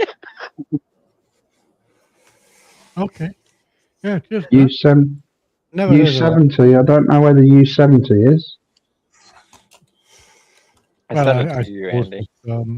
it's a bit image. like What's that? a Hadron Collider, but analog. What did you say about an image, Gads? Yep, I sent you the image of the guy got where the atom went through his skull. Where'd you put that? In the private chat? Discord. No. Oh, shit, I'm not on Discord. Oh, well, not on Discord. Can you just do a screen share, Gad? If it's only an image, just send him the image. through the present button next to your name on StreamYard. Yeah, you should better do it that way, I think. I'm having a look. Oh, I found it. Hold on, guys. Cool.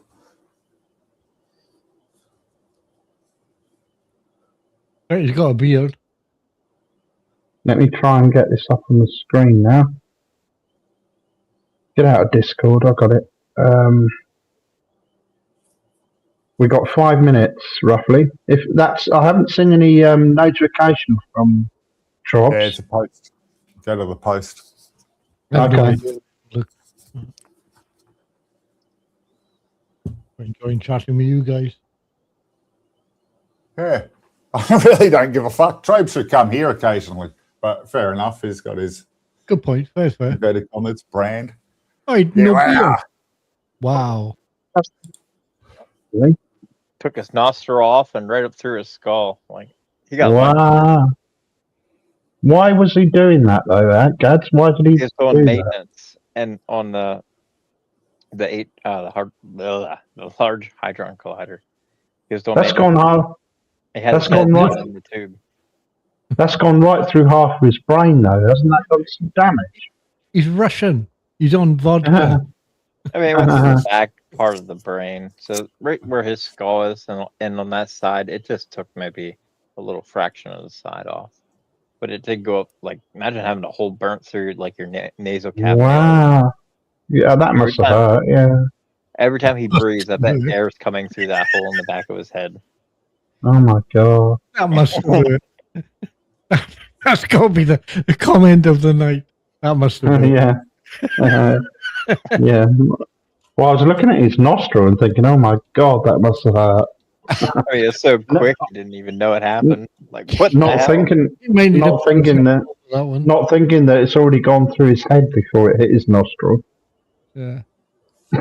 Or the other way around. Maybe it hit his nostril first. That one. Yeah, funny. Impressive. I've heard of people shooting themselves with guns like suicide and stuff, and bullets entering their head, curving around the brain, and then coming out the other side of the head. Well, it's the skull, isn't it? There was a guy in the town where I was born, and he was a really strange-looking guy. And I said to my dad one day, I said, "What's wrong with him?" He said, "I'll tell you a story about it later on." Anyway, apparently this guy decided to commit suicide, so he put a gun in his mouth and pulled the trigger. The bullet ricocheted around his skull and came out of his eye. Wow. And he survived it. Yeah, very disfigured. Get away. Wow. Yeah. He doesn't even remember it, probably. How Maybe. disappointing you feel. I mean, couldn't to be even kill fair, myself with a gun to the head.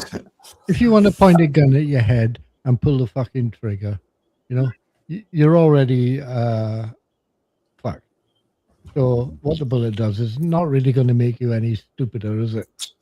Well, except you've got to live with it for the rest of your life, and now you're blind in one eye and disfigured. You know, afterwards, you're in a worse state than you were to start with. Yeah. Yeah. And yet, You're not going to finish the job because you're too scared because it failed. why don't they pick the gun up and point it at the other eye? No. Yeah. Shoot it at their foot, and maybe they'll get their head. Yeah. Try again. No. I think you've been a little bit of pain at that point. In fact, I don't even know if you'd be conscious. I don't know. A person watched the Eki Thump episode of The Goodies and laughed himself to death. Who did? A particular guy. I can't remember his name. But his wife sent a letter to the BBC thanking them for making the last moments of her husband's life humorous. Yeah. I've got a book called What a Way to Go, and it's all about deaths and funny deaths and weird deaths and all that. And yeah, it's in there somewhere. I forget I like the name of the guy. There's a movie. It's like A Million Ways to Die in the West. I've heard of it. I've seen it. Yeah. The guy who does Family Guy. Seth MacFarlane. Yeah. The block of ice. They're like all marveling, talking about it, and then all of a sudden it just kills the guy. Yeah. Boosh. Well, I suppose that's like those. There's about 10 of these films, isn't there? The ones where people get died by weird things. Yeah. Supposed to be. I've forgotten. We got 1 minute, guys. I've forgotten the name of it. Countdown. 1 minute and counting. Okay. Yeah. Roger. Yeah, come and join us next week, Clyde, and we can get you up here. Or you don't have to come up if you don't want to, but you can at least get involved in the topics. Always welcome, Clyde. Yes, always welcome. I better start taking my clothes off. We're going to excite tribes somehow, don't we? Oh! Yeah, 3 hours earlier from now, Clyde, it'll be 10 o'clock my time, but I don't know what time that is on your clock. 5 o'clock Eastern Standard Time. 5 EST. 5 p.m. That's why I'm always eating supper whenever you start. Got you. Yeah. I had a stromboli. It was good. Sounds good. Yeah.